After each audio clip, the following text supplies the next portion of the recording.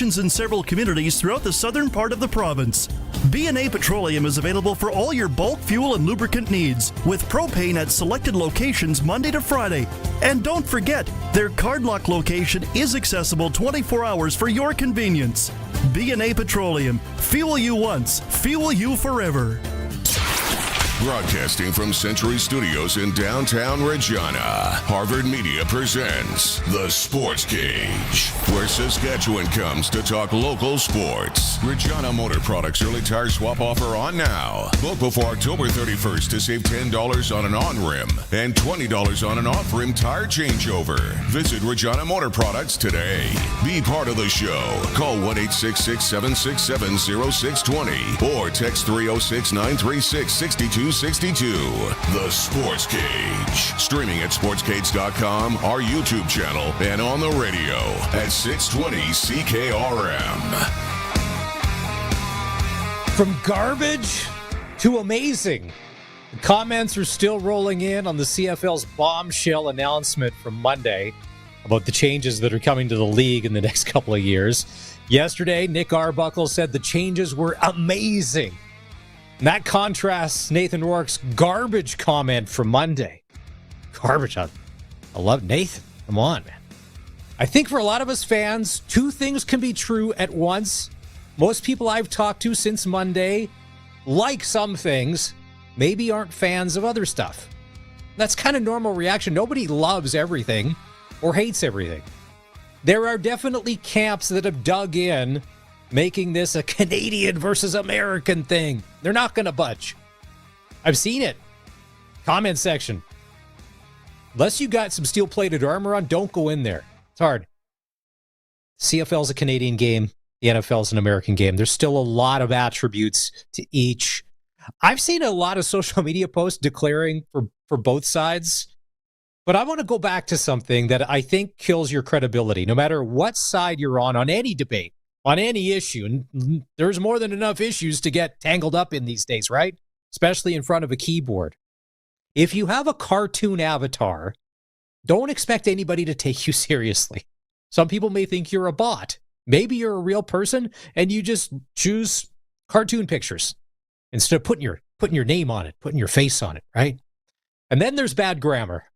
And if we've seen something over the past 72 hours, if you're going to try and slice and dice someone up, with your words of wisdom, your intellect, your logic, spelling matters. A lot of people never got the their thing in school. And if you're a school teacher and you're listening, you're like, "Ooh, I know." A lot of people never grasp that. Which one do you use? Is it possession or the people? All I can suggest, I don't have all the answers. It's called Grammarly. It's a free program. People will think you're a genius because of your hot takes and your punctuation. Nothing worse than getting through 140 some characters than one typo at the end, and you're like, oh, you're in clown territory. The one thing that Monday's announcement did do is give everyone who cares about this football league a lot of content to talk about for a long time. It's going to be the gift that keeps on giving for the next couple of years. Because once things get implemented slowly in 26, and then there's going to be the talk of 27. And then once it comes in 27, it wasn't like they just put one log on the fire just to keep it going low and steady like we're doing brisket over 20 hours at 185 degrees. No, they dumped a cord of wood on this thing. And some gas and some matches. We're going to have plenty of time to discuss all of this and more on today's show. This is the Sports Cage, where Saskatchewan comes to talk sports. It's Maz in for Barney today, along with one of the double C's, Colson Schultz. We're live on 620 CKRM and the CKRM app. We do this every day from 3 until 6. We also video stream this show on X and on YouTube. Thanks to everyone who has hit the like button and has subscribed to this, so when the show starts, it just automatically pops up. And hey, where are all the podcast listeners at? Best thing about a podcast is maybe you catch us a couple hours after we're done. Maybe it's early in the morning. Maybe you're driving to some sales call for work. And you're like, I got to kill some time. Apple, Spotify, Amazon, and you can go back in time and check out anything we've done. Calls are always welcome. 866-767-0620. It's sunny and 29 degrees in southern Saskatchewan today. So what if we started a new segment called Calls from the Combine? People are out there harvesting everywhere, getting the crop in, helping feed not only this great province, but this great country. You go to the front of the line.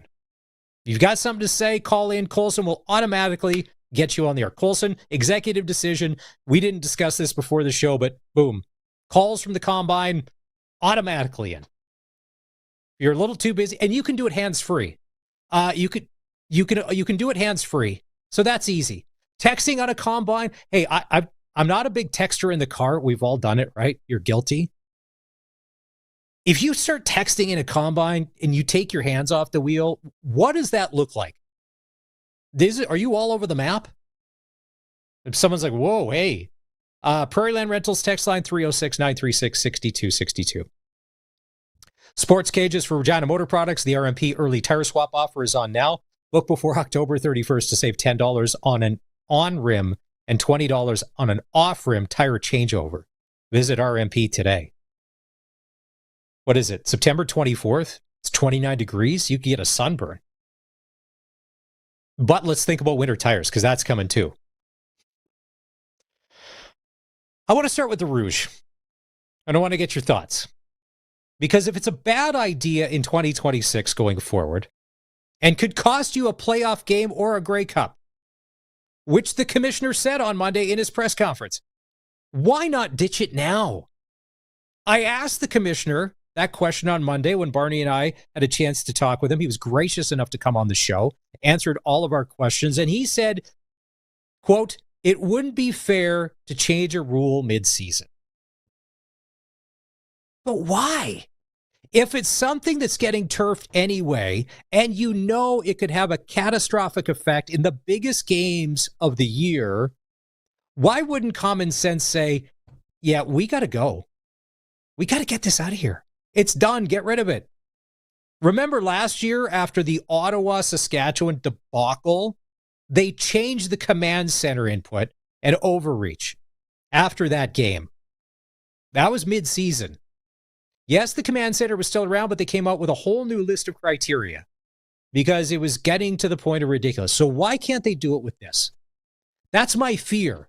If change is good, then why the timeline?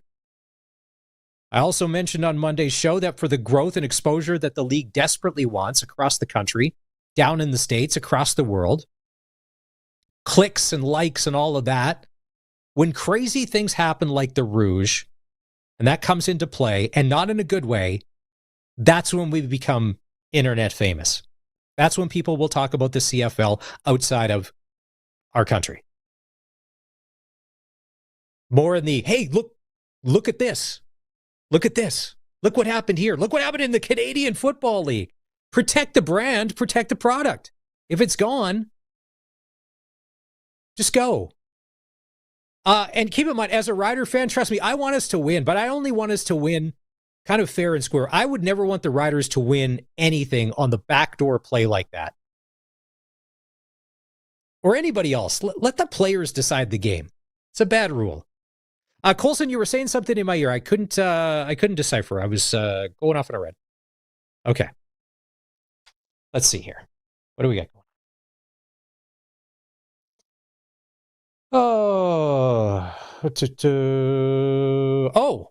Calls from the Combine. Let's see here. Let's Western Pizza guest hotline.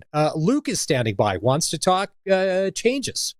Luke, welcome to the Sports Cage. Not much. Hey, thanks for checking out the show today. So you heard the announcement on Monday. You've had a little time to digest. So where are you coming out on all of this? What do we think with the commission's new rules? So I'm a former football player. Grew up playing football my whole life. I'm like I guess you could say like a younger-ish fan if you're looking towards like league demographics. But I'm a football fan in general. Like, I love NFL, I love CFL, like, I love it all. And let me start off by saying, like, I'm actually really not opposed to changes in the game. I just think that the way that they've done it is a bit misleading. And I'll maybe get into that because I've spent a bit of time kind of going through the analysis. Like, this is strictly from an analytics point of view. I don't think that the changes they've said are going to happen are actually going to increase in a more interesting game to watch. I think it's actually going to cause more punting and more turnover. And if you don't mind, I can lay out my argument. Luke, the floor is yours. Hey, listen, I've heard enough irrational arguments over the past 48 hours. If you sound rational, the floor is yours. Go ahead. Yeah, for sure. This is non-emotional. So, okay, let's just imagine we're playing a football game. Under these new rules. So We're the Saskatchewan Roughriders. We receive the ball on a kickoff. We return the ball. We get tackled at the 20-yard line.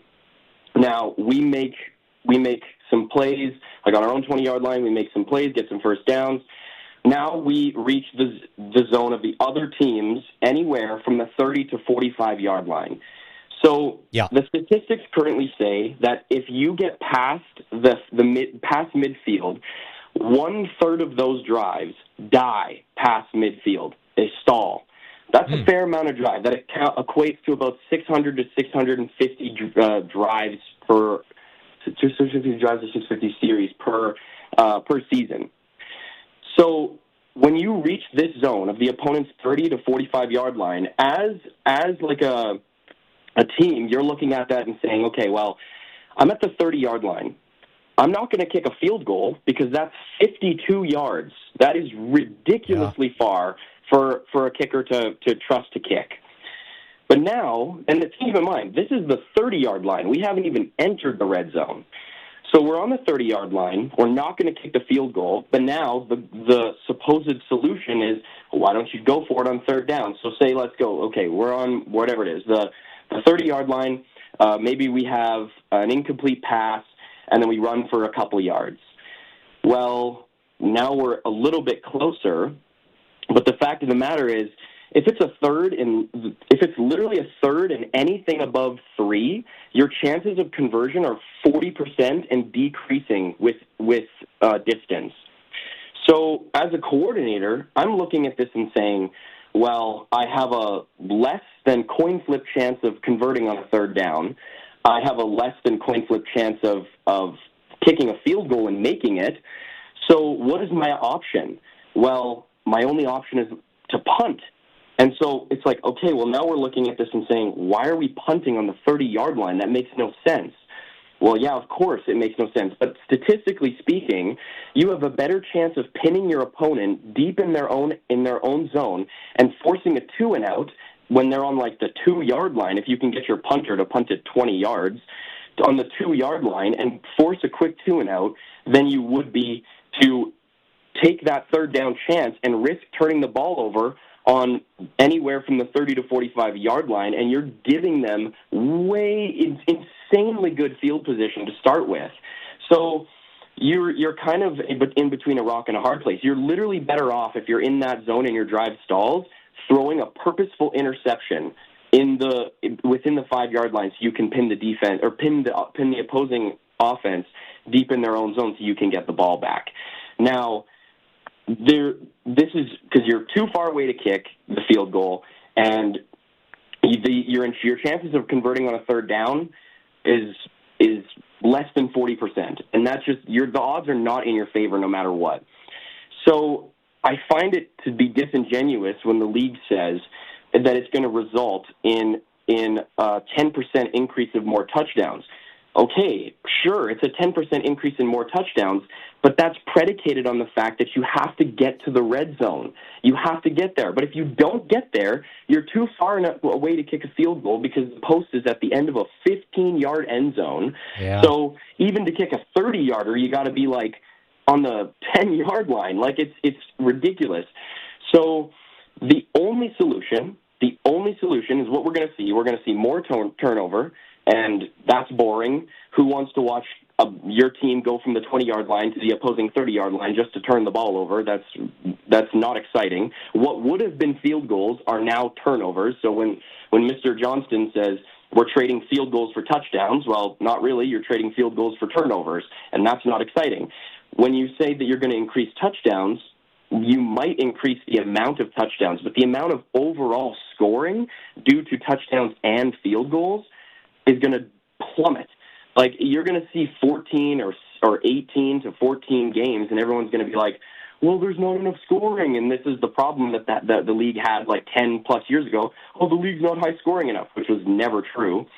And then people are going to be like, okay, well, offenses are going to complain, fans are going to complain, coordinators are going to complain, and they're going to be like, well, we don't have enough opportunity to score a touchdown. What's the only solution here left? You add a fourth down. You have to do it. Oh. You need offenses to have enough. Oh. I know. It's controversial. Luke, holy.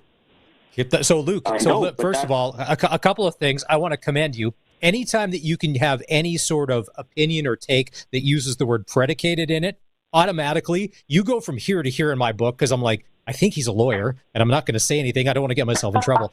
And secondly, how much time have you put into researching and pulling stats on this over the past 48 hours? Because it sounds like you have got this buttoned up pretty tight. To be honest, I probably spent, shout out to ChatGPT, because I got a lot of my statistics and reasoning through ChatGPT. It's actually like, I ran a couple scenarios, because it's updated constantly with brand new information. So I was like running scenarios through it. So it probably took me about 3 or 4 hours. But this is the thing. This is what makes it feel really disingenuous. And don't get me wrong, like, I like 3-down football too, but this is going to be boring 3-down sluggish football if it stays that way. So my personal opinion is there's no way the analytics people at the head office didn't know this. They obviously know this. Like, this would have been glaringly obvious to anybody who does basic statistics. So I think it's a way to warm people up to change, and it's a way to warm people up. Like, we could still have a 65-yard wide field, end zone, like goalposts at the back, full motion, and 4 downs. But that's what I'm saying, is that if you keep it 3 downs, it's gonna be turnover central. So it's been I thought about it for a while, but I had to run through the scenarios to really get this true. And also, let me add this as well. Okay.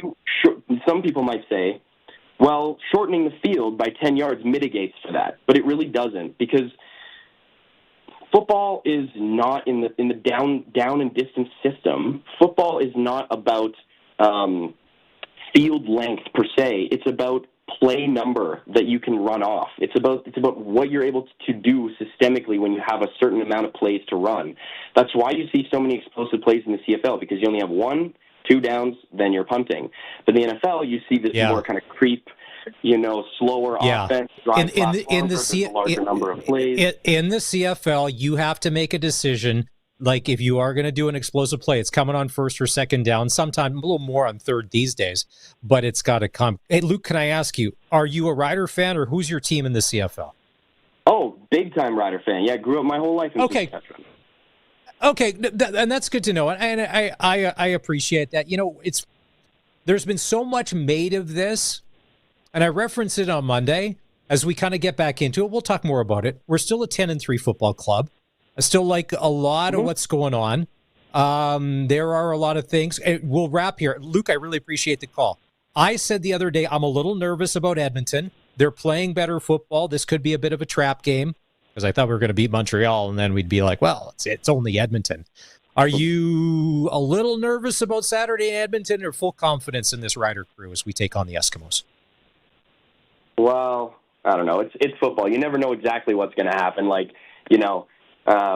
if anybody who watches the NFL, they would have said, "Oh, Green Bay is gonna destroy the Browns," and the Browns beat them. So, like, football's a weird game like that. Calgary won against. Calgary lost in their most recent game. Who did they play? Was it BC? They lost massively to BC, and everyone was like, "Oh, Calgary's the best team in the West." So it's like, yeah, I don't know about that. I think the Riders, in our last loss before the bye against Montreal, it was a sloppy game. You could tell from the beginning. Like, it was just, we weren't there. I think now that we're 13 games in, we're shifting into playoff mode.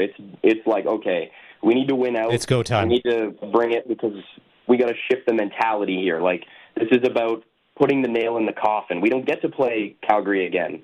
Like, we don't. The next time we'll see them is maybe the playoffs. So we have to win out the rest and make sure that if Claros comes back for the last game against Winnipeg, they don't win that game.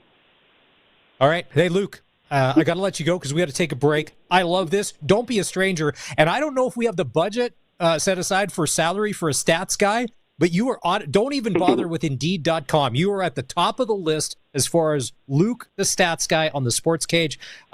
Stay on the phone. I'll get Colson to get your number. We may need you as the season goes on. That's Luke calling in from Calgary, the Western Pizza Guest Hotline. Mr. Analytics on the show, man. He had stats, facts, figures, big words, like $50 words, $100 words. Time to take a break. Still coming up on the show today. Dave Thomas, voice of the Riders. Luc Mullinder, game analyst from Rider Broadcast Network, will join us. We're going to hear from Sam Emilus, also from AJ Ouellette. And joining us next on the Western Pizza Guest Hotline, he's our favorite guest. What does Charleston Hughes have to say? We'll find out in just a few. This is the Sports Cage on 620 CKRM. 620 CKRM's Ranch Roundup is heading out to the pasture. But we're not horsing around.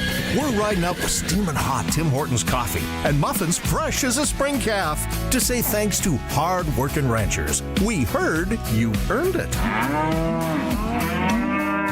It's the Ranch Roundup for Heartland Livestock Services Yorkton, Canadian AgriBlend, Moose Creek Red Angus, Team Auctions, and 620 CKRM. The Ritchie Brothers Fall Farm season is here, featuring a huge selection of agricultural equipment coming up for auction across Canada. With 28 separate equipment auctions scheduled between October 2nd and November 6th, we're confident you'll find the equipment you need to get up and running or expand operations. And the best part is you can view detailed listings and quickly assess their assets entirely online. Head on over to rbauction.com to learn more about this great opportunity. Once again, that's rbauction.com. Howdy, Wood Country Woody again. You know, you and me ain't so different. We both love to sit on a sunny deck with a cool beverage instead of sanding the thing all the time. And when I heard TimberTech composite decking material is super low maintenance, well, that sold me right there. They didn't even need to mention that it features a sweet little hidden fastener system or that they also have the treated lumber that goes underneath. It's easy, it's pretty, it's TimberTech from Wood Country. Your home is your castle. In McLean, Estevan, and Tisdale, wood-country.com.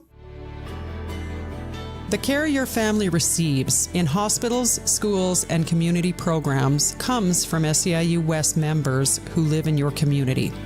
We're united around something simple. When working people have what they need to do their jobs well, everyone benefits. Our conditions of work are your conditions of care. For more information, visit seiuwest.ca.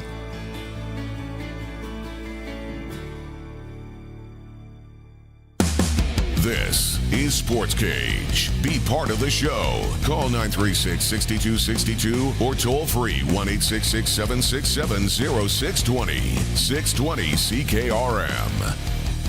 I think if you're a Toronto Blue Jay fan and you were to admit that it's a little nerve-wracking right about now with the Toronto Blue Jays lead down to one game over the New York Yankees in the AL East, yeah, you're not alone.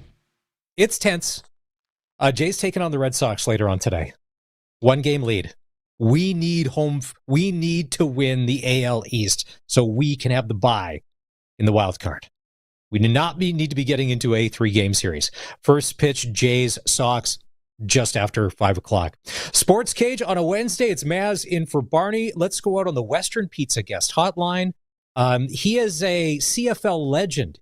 He is collecting a CFL pension. He has more than earned his right to have his say on what happens in the Canadian Football League. Let's welcome back in the Wyoming Cowboy. Woo! Charleston Hughes, how are you, my friend? Doing pretty good. Just enjoying the weather.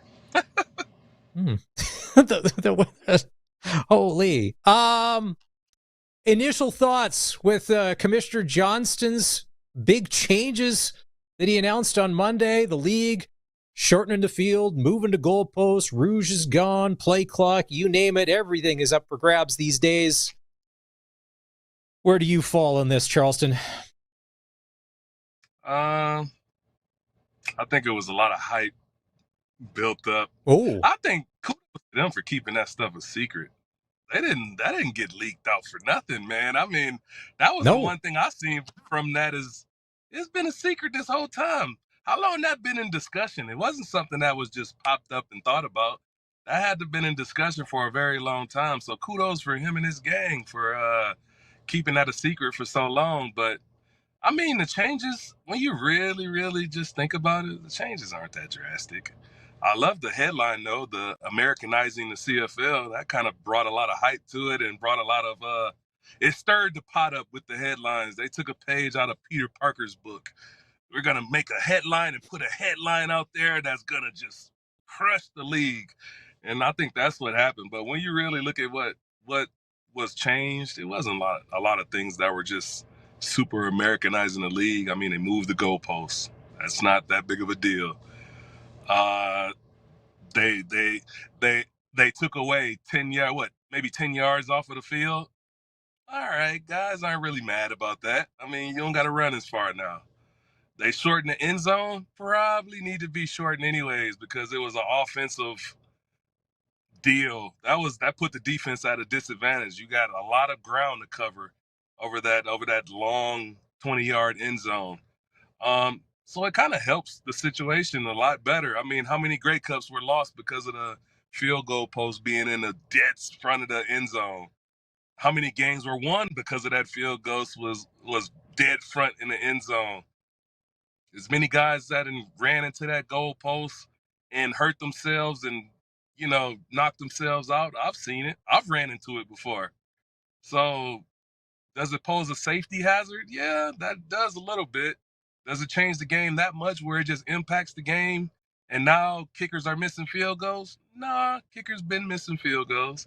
So, I mean, it really doesn't impact anything, but it does change a little bit, though, I think. I agree with your first point. Them keeping this tight-lipped because you have a Rolodex of guys in this league that get a paycheck every week. And if they didn't hit you with stuff, because that's the first thing I thought. I'm like, I wonder if Charleston and his crew, like your inner circle, everybody knew this was coming and all of that. I heard an interview yesterday with Stamps president Jay McNeil.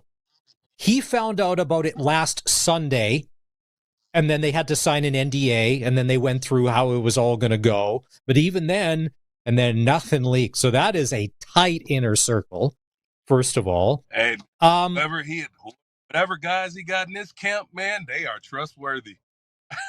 Yeah, if you're a Stu Johnson guy, hey, cone of silence. Should they have consulted the players? Or is this, no, if you own the business, you can make the rules? Because that's where some of them they're mad. They're not mad about the changes. They're just mad that the PA, even Darian said the other day, even if they did a fake survey that they weren't going to listen to, just a token survey to be like, well, yeah, we got input. Didn't have to listen to it.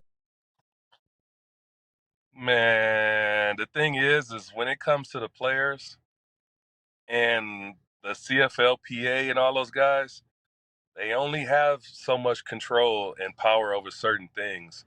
You have control over player safety. You got control. Yep. You got control over, what pay looks like for players. So you really don't have control over the things that he changed. He changed things that directly impact the game, and it does not pose a threat to safety or pay for players. When it comes to that, then players have a say-so. That's the one thing I saw about the situation is the things that he changed really didn't impact player safety. Maybe that goalpost, moving that goalpost out of the way really helped players because now that's not a threat for you to run into it anymore. So in their eyes, that was an improvement for the league, man. Okay, so in your opinion, because you played a long time, apparently you and Will Johnson were good at sacking the quarterback. We don't know who was better, but we're not going to debate that on this show. We've been down there. What's one rule change that if you were the Commissioner Charleston, that one or two things that you would have changed in the CFL after playing in it? Like what just doesn't sit right to be like, no, we got to get this out of here? Um,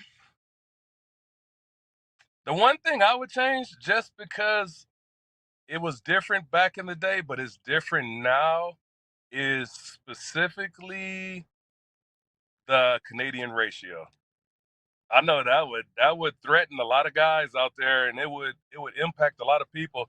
But back when I played in the CFL, the Canadian ratio was kind of really needed to maintain the integrity of the league, really, to remain the Canadian Football League. And the talent levels were at different paces back then, where the U.S. football players were, outpacing the Canadian football players. I think nowadays it's not like that anymore. There's a lot of talented Canadian players out there right now, and guys are developed at a whole different rate than they were back in the day. Back in my early years when I played. So that Canadian U.S. talent separation isn't really needed no more. Some of the best players in the Canadian Football League are Canadian. When you really, hands down, think about it, the Philpotts, the elite receivers out there that operate like that, like those guys, like both of his brothers, both of the twins. I mean, those guys are unreal right now. The Samuels. Guys like that are thriving in the league right now and playing at a very high level. And when you think about it, there are the team's go-to receiver over top of all the American guys. So when you look at that, and the talent in the league right now has nothing to do with the ratio. It has everything to do with its talent now. So if it's 21 or 22 and 7 got to be starters, do you stay with you got to have X amount of starters? Can you just have less? What's a good number if you're changing the ratio, Charleston? What would you change it to? Because I don't think you would have a free-for-all, like where it's like the best guys make the team. We're not prepared for that kind of change. There's going to have to, filter this in, slow roll it, if you will. Yeah, you have to slow roll it in, man. But I'll take away 1 or 2 every year for the next, probably, I don't know, man. You got to reduce it, though. Give fair opportunity. There shouldn't be no separation between players based on talent, especially nowadays. Like I said, man, the talent level's the same all the way across the board. So you got to treat players the same all the way across the board.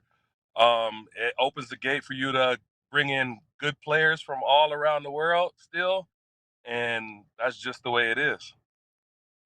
Well, look at Matthew Betts. I would say he's the best defensive end on the BC Lions, and there's American defensive ends, but he's their best defensive end, and he's Canadian. He went to Laval, so I think he would have a job. Sacks right now. What is the league leader in sacks? What are we up to? 3, 4, maybe? Are we going to finish out at 8 like last year? What are we on pace for? Yeah, man, I think it's Betts. Betts leading the league with maybe 9 or 10 sacks right now. I think it's 9 or 8 sacks right now. So he's leading the league right now in sacks, and he's a Canadian player. 10. I think the top 5 are all Canadian players for the most part when you really think about it. And it has nothing to do with just him. It's just the way the league is working right now. I mean, I'd have 18 by now, really. Let's say that, of course you would. And no quarterback pressures, all sacks. We don't count pressures, just sacks. A lot of people were saying, Stuart Johnson, who are you? You're 151 days in on your job. Who are you to come in and change this? Could you imagine if he would have, on top of this, and messed with the ratio? There'd be 9 cities burning to the ground right now if he decided to. Maybe he does have a grand plan, but like, whoa, well, we can only do so much at once, because I don't disagree with you, Charleston. I think that there's the best players should get the opportunity, and as you see it, as they put together game day rosters, that's what happens. And so, yeah, I don't disagree. The Canadian talent level is incredible these days compared to what it used to be. Look at the receiving cores of all these teams. Look at the Saskatchewan Roughrider receiving core. That's a Canadian Air Force 2.0, and good luck if you don't have that passport cracking it. I don't think you get it. Did we lose Charleston there? Did we freeze up? Is the cell service in the middle of nowhere, Wyoming, not awesome at the moment, Colson? Are we trying to get him back? Okay, sure. I will give Charleston credit. Super on time. Bang on. Was more than on time. We've been chatting with Charleston Hughes here about the big changes that Stuart Johnson, the commissioner, made the other day. And Charleston's saying, not that big of a deal. Likes the goalpost moving out of the way. As someone who has, he said, ran into a goalpost before. And I asked him, what would you change? And he said, for him, it's ratio. You don't need to prop up the Canadians anymore. They can earn their spots on the team. I'd agree. Like 20, 21, that's a lot, on a 43-person roster. And, the best athlete. And I get why they did it. It's like radio stations. This is not a secret. Radio stations in Canada have to play a certain amount of Canadian music to help. And the original thinking is to keep the Canadian music industry robust or strong.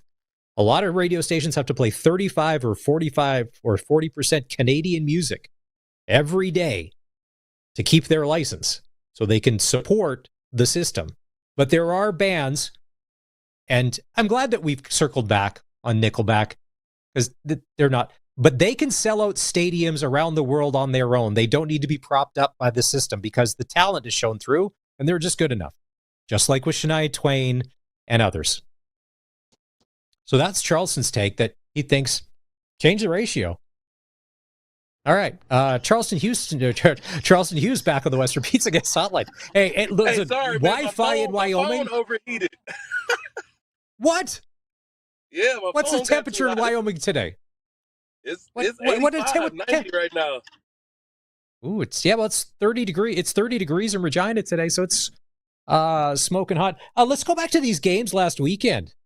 I'm glad that Montreal beat Toronto because I would have been so mad if they would have went after beating the Riders and then they lose in Toronto. I was so frustrated. But the game that followed, the BC 52-23 beatdown of the Calgary Stampeders. Ooh. Nobody. If you ask Buck Pierce, he probably didn't see that coming. But it happened. BC looked good. He didn't see it coming either, man. But I can tell you one thing right now. This is when it starts for Calgary. The floodgates. You think this is going to be the slide? Yeah, man. Definitely the slide that needs to happen because you didn't see that. You didn't see that confidence that VA's been playing with the whole time. You didn't see the VA magic. Like he was doing some stuff in his first couple games that was magical, and I don't even know if he believed what he was doing. But the thing is now they've been kind of knocked off the pedestal, and shown that they're a team that has to play consistent, throughout the rest of the season. So it's going to get interesting for them from here on out. I can guarantee that. I think VA needs to protect himself because that slide, he went head first instead of feet first, and he ended up getting, I think it's kneed in the ribs. He had to come out of the game, couldn't finish. The game at that point, I think, was out of touch. I don't know if they'd have come back, but he's for the sake of the football club, he's got to stay on the field. So he's got to be smart. He's smart football. And Forlane or Remolade may be out with an Achilles for the rest of the year.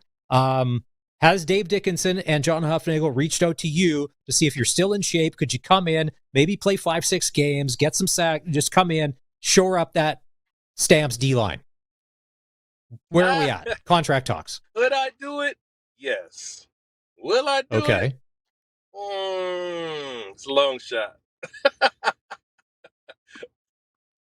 Charleston Hughes, all of a sudden, he just phones Huff back with the Price is Right music in the background. Be like, yeah, if the price is right, I'm coming back. But I don't, there's not enough zeros on that Plinko board yet. Not enough zeros. Ain't enough zeros, man, to get me to come back, man. I think the hardest part about watching the game on Friday is they showed the touchdown horse and the lady, and they both looked dejected on the sideline because there was no running happening. There was just nothing. They're just hanging out, nothing to do. BC, Buck Pearson, Nathan Rourke are on the same page, and then BC only had to play a little bit of defense. So they're starting to become a bit of a problem, which I was worried about, that they would eventually get it together. If you can put up 50 points, maybe the defense doesn't have to be stellar. There's Charleston. Winnipeg at Ottawa.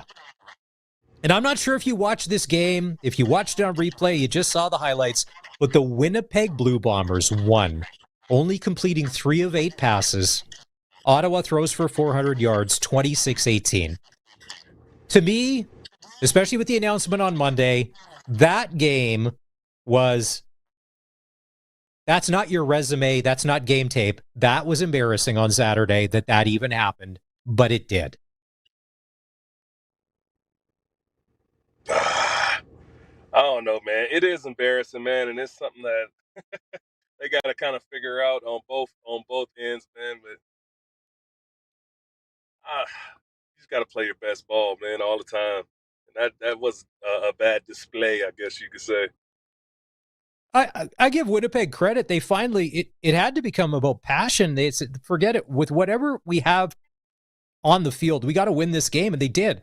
So I give them credit. The fact that I don't know what the backup situation in Winnipeg is like. Is he worse than Streveler throwing the ball? Because no, man, he probably just never got no game reps. He never touched the field for a game in the CFL. Don't know the playbook. Running scout team. Like, hey, what you gonna throw a guy like that out there and wish for the best? I mean, at some point you will have to, just to see what you got. But at this point, you got to ride. You got to try to ride it out for as long as you can. I think if you're Bob Dice and the Red Blacks, that one hurts a lot. It's an indictment of your team, and that may cause ripples. And who knows? Some people, obviously after the game, people were calling for Bob Dice's head, and we know that that's not going to happen. Nothing's going to happen, but that doesn't bode well for the future. And then Hamilton beats Edmonton 29-27. And yes, Hamilton was the better team. I don't think that they necessarily deserve to win that game because Edmonton, they're learning how to hang around and just be there. They just hang around and hang around. That's 2 last-second losses in a row. But Charleston, you know this. Football's that momentum thing. You're getting close. The dam's going to break, and I'm afraid that the dam may break Saturday in Edmonton against the Riders, which I don't want to have happen. You never know, man. Edmonton is playing some good football. I know. Good football. Season, man. They're just having a hard time closing games out. And you never know what that comes down to. It can come down to just being young coaching staff. It can come down to just having a bunch of young players on the field. Not a lot of just veteran players that know how to close games out and know how to win a game and push your team and push your players. But they're playing good football, man, and it makes them a dangerous team because they can hang in there with the best of any team in this league. And I think if they roll into this playoff, you'll be surprised if they roll into the playoffs and just happen to sneak in, and they'll surprise you. Week 17, Calgary's at Montreal Friday, Toronto at BC, Hamilton at Winnipeg, and Saskatchewan at Edmonton. Some good matchups coming up. Yeah. All right, my friends. Thank you for braving the Wyoming heat this afternoon and joining us here on the Sportscage, Charleston Hughes. So the commission hasn't reached out. I'm in North Dakota right now. I could have came right to you and sat right there with you personally. Nice. North Dakota, Charleston Hughes, as always. Safe travels, and don't spend your CFL pension checks all in one spot in American funds. Didn't translate. Thank you. We always appreciate the time. That's Charleston Hughes on the Western Pizza Guest Hotline right here on the Sports Cage. Time to take a break. When we come back, remember John Smoltz, Atlanta Braves pitching legend? He has an interesting take on how Major League Baseball can stay relevant from now, late March, all the way through till September with how he would run the league if he had the chance. And I know it's been a good year for the Jays, but there's been some not so good years, but this would help teams like the Toronto Blue Jays. We'll dive into that next. This is the Sports Cage on 620 CKRM. The Ritchie Brothers Fall Farm season is here, featuring a huge selection of agricultural equipment coming up for auction across Canada. With 28 separate equipment auctions scheduled between October 2nd and November 6th, we're confident you'll find the equipment you need to get up and running or expand operations. And the best part is you can view detailed listings and quickly assess their assets entirely online. Head on over to rbauction.com to learn more about this great opportunity. Once again, that's rbauction.com. If you've got a Steelcraft garage door, you've got a door with parts manufactured and assembled right here in Canada. A door with better insulation and seal, plus a warranty you're probably never going to use. And if you don't have a Steelcraft garage door, you should get one. Don't just hang a door, install a Steelcraft. Turn curb appeal into curb envy. Steelcraft door, Steelcraft door, Steelcraft door. We offer more. Steel-craft.ca. The Regina Thunder NFL Lottery is back, and tickets are available now. Each $20 ticket gets you the chance to win up to $500 each week of the NFL season. That's 18 chances to win. Tickets are available until October 6th, and you can still win for the weeks already played. No football knowledge needed. Proceeds support the Regina Thunder Student Athlete Scholarship Fund and team operations. Get your tickets at ReginaThunderNFLLottery.com. Lottery license RR240660. Text CKRM 306-936-6262. From skid steers to tents to power tools, anything you need to rent for that summer job is at Prairie Land Rentals. Deal with the owner, 600 Albert Street. It's time for the Sports Ticker, brought to you by Reliance Heath Water Heater Rentals. For all your hot water needs, call on Reliance Heath today. NHL preseason action tonight. Seattle Kraken in Edmonton to take on the Oilers. If you're an Oiler fan, you are going to see the big guns come out. The McDavids, the Dreisaitl's, they're going to make their preseason debut. And if you're a Kraken fan, it could be a long night. Flames play the Canucks in Abbotsford. Later on in the show, Eric Francis said, do not mess with the Vancouver Canuck fan base because they're vicious online. There's something happened a couple of weeks ago, which is a little embarrassing for a team that's never won a Stanley Cup. We'll do that after in the 5 o'clock hour. Saskatchewan, midget AAA under 18 tonight. Legionnaires and Moose Jaw to take on the Warriors. The Contacts in Battleford to take on the Stars. And the Yorkton Maulers in Wilcox to take on the Hounds. Face-off there will go at 7:30. And Major League Baseball tonight, the Boston Red Sox, who beat the Jays last night 4-1. Game 2 of that series, first pitch goes at 5:07. The Toronto Blue Jays for the past couple of months have been at cruise control. They've had leads 5, 6, I think at times 7 games. First place in the AL East. Well, that has now shrunk to 1 game starting play today because the New York Yankees are getting hot at the right time. So it's very, very tense. Now, normally, and I think we're all Jays fans. Even if you're casual fans, you kind of got caught up in it this year. But there's been so many years where the Jays have been out of it by mid-July, and you're like, well, baseball's over. Next.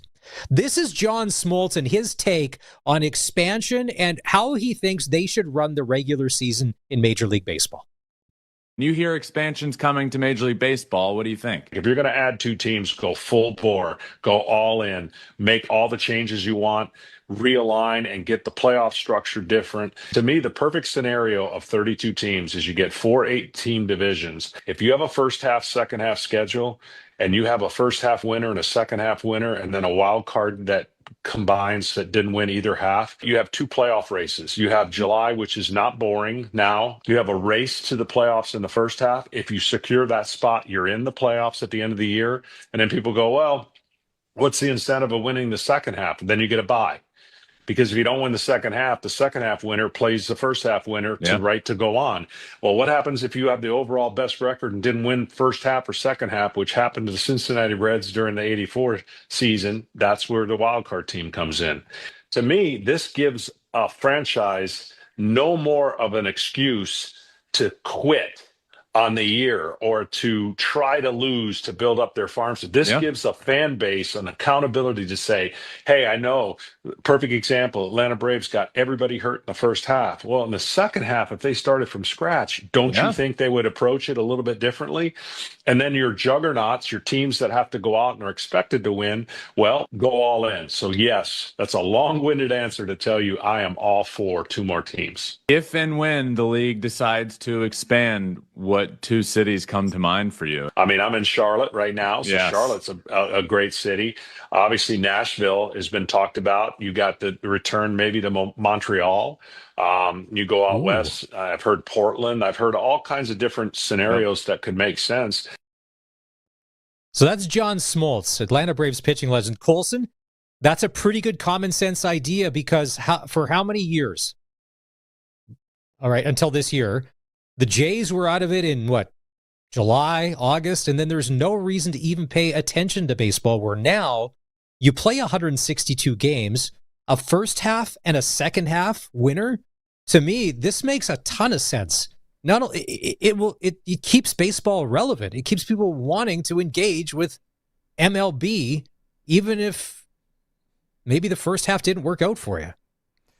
Yeah, you're talking to someone who's not super engaged in MLB, so just hearing the essentially 2 playoff runs in one regular season intrigues me and would get me interested.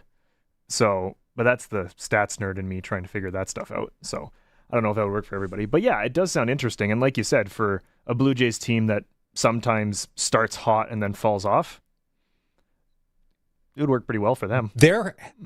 There have been plenty of years where if they played the World Series in April, the Toronto Blue Jays would be consecutive World Series champions because they are one of the best teams April, May, but then it starts where, this year's the anomaly. But if they went to this, everybody, and also to what he said, this prevents you from tanking.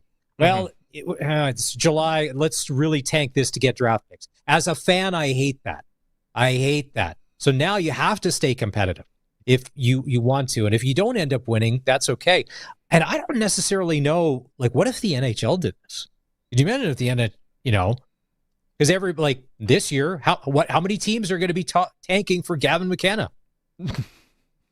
Hopefully not too many. Because if there's 1 or 2 teams, you're kind of like, that's normal. If there's anything more than 4 or 5 or 6 teams, it starts becoming really noticeable because, especially in the NHL, that's a fifth of your teams that are now actively trying to lose games. It doesn't make it interesting. And I think that's part of a lot of the reasons why people appreciate youth and kids sports, because that year's all you got that year. You're not thinking about next year. You're not thinking about what team you're going to build. You're just trying to win this year.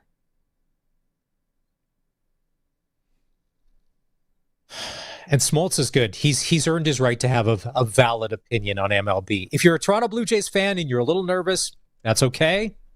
The Jays, they've kind of been the cardiac kids this year. Just when you think that it's not going to happen, that's when the Blue Jay magic pulls through. Jays, Red Sox tonight at Skydome, 5:07. And the good thing for the Jays is once the Sox get out of town, 3 more games to wrap up against Tampa. So we're at home. So to me, I think that's a good thing. They do play better at home than they do on the road. Let's just hope that if we could, and you've known this all year, if they can keep it high scoring, it's in the Jays' favor. The low scoring games, not so much. Time to take a break. When we come back, we'll be joined by voice of the Saskatchewan Roughriders, Dave Thomas. Day 2 at practice as we get ready for the Edmonton Elks.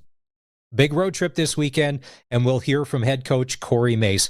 That's coming up next. This is the Sports Cage on the home of local sports in Saskatchewan, 620 CKRM. 620 CKRM is your home to country's greatest hits and the 90s at 9. 1 full hour featuring the biggest hits of the 90s. Garth, Reba, Alan, Shania, George, and so much more. No cassette tape or CDs required, and 90s mullets are optional. 90s at 9 for the town of Wolseley and the voice of Saskatchewan. 620 CKRM. The ball is snapped. He scans the field. He's going deep. What a play! Rider fans, make your own great play by going to riders5050.ca. You can now buy tickets for every Rider game, home or away. You can also sign up for the 50/50 Club and never miss a draw, including the weekly loyalty and early bird prizes. All proceeds support amateur football in Saskatchewan, equipping the heartland, and just maybe score a big win. Get your tickets today at riders5050.ca and go Riders! Riders 50/50 is presented by ISC. Have you ever tried convincing a 1,000-pound animal to walk half a mile for a drink? Yeah, good luck with that. Cows aren't moving, and frankly, they don't care about your schedule. So instead of turning your pasture into a full-blown cattle negotiation summit, install a Keln solar livestock watering system. You can drop a pump just about anywhere. No grid, no trenching, no drama. So let the cows chill. You move the water. Keln Solar. They move water because your cows won't. Visit kelnsolar.com. Did you know over 1.3 million homeowners call on Reliance for their water heater needs? With over 140,000 5-star online reviews and over 60 years experience, you could say Reliance Heath are water heater experts. Switch to Reliance Heath today. They'll give you $200 plus standard installation is included. For all your hot water needs, call on Reliance. Visit waterheaterrentals.com for details. Terms and conditions apply. Back to our regular spot, Pump Jacks Cathedral. You know, I thought Pump Jacks was a kind of boot polish till last month. What are you getting? Kerwin's crispy ribs and a cold pint of local craft. Crispy, meaty, beautiful. You had me at meaty. Plus, we got live music on the weekends, big screens. This place is basically my second marriage. And way cheaper than the first. On the corner of Albert and 13th, Pump Jacks Cathedral Saloon and Steakhouse. Come early, stay late. The place where friends meet. We are the voice of Saskatchewan. 620 CKRM Regina, a Harvard media station. CKRM!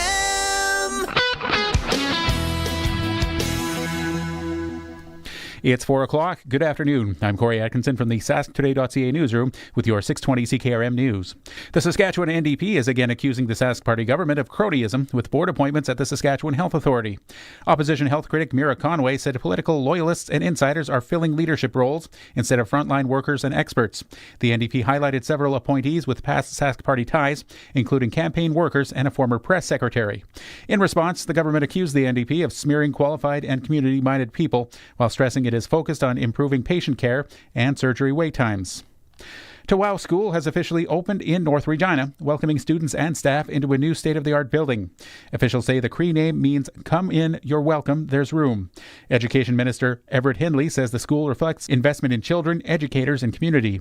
It includes modern classrooms, a 51-space childcare centre, and a community area funded in part by the City of Regina. Built with $63.3 billion in provincial support, the school replaces McDermott and Imperial schools, uniting students and families under one roof. Fillmore RCMP have charged a man with cattle theft after 6 animals were reported missing from an acreage near Sedley earlier this month. Officers worked with Saskatchewan's livestock investigator and Livestock Services of Saskatchewan to locate the cattle, which were safely recovered on a nearby rural property. A 62-year-old man from the RM of Francis now faces 2 charges, including theft over $5,000. He is scheduled to appear in Weyburn Provincial Court on November 20th. Rescuers in southern Alberta are looking at bringing in reinforcements from the military in their search for a missing 5-year-old boy. Adam Kennedy from Alberta Search and Rescue says talks with the armed forces and other groups have focused on which resources would benefit search efforts. Drones and helicopters hummed across a bright blue sky near Crow's Nest Pass, looking for Darius McDougall, who has been missing since Sunday. RCMP have said the autistic boy from Lethbridge, Alberta, didn't return from a walk with his 6 young family members to their campsite at Island Lake Campground near the Alberta-BC boundary. Kennedy says there are roughly 100 searchers on the ground, and they remain hopeful Darius will be found alive and well. And Canadian astronaut Jeremy Hansen says he's ready and excited for his historic trip around the moon as part of Artemis 2. The space mission will begin in the early part of 2026, the first mission to the moon since 1972. Hansen calls it an incredible privilege. When I think about the 4 of us flying around the far side of the moon, coming around, seeing that Earth rise, taking images and video and sending them back to you, the feeling that I have inside is hope. The space voyage will make Hansen the first non-American to travel beyond the lower Earth orbit. And finally, Regina celebrated National Tree Day today in Victoria Park with a seedling giveaway. The city distributed more than 1,000 Siberian larch seedlings to residents and provided advice on tree care. Officials say trees play a key role in neighborhood health by removing emissions, controlling floods, and offering shade. Regina's urban forest now has more than 500,000 hand-planted trees across the community. That is your 620 CKRM News.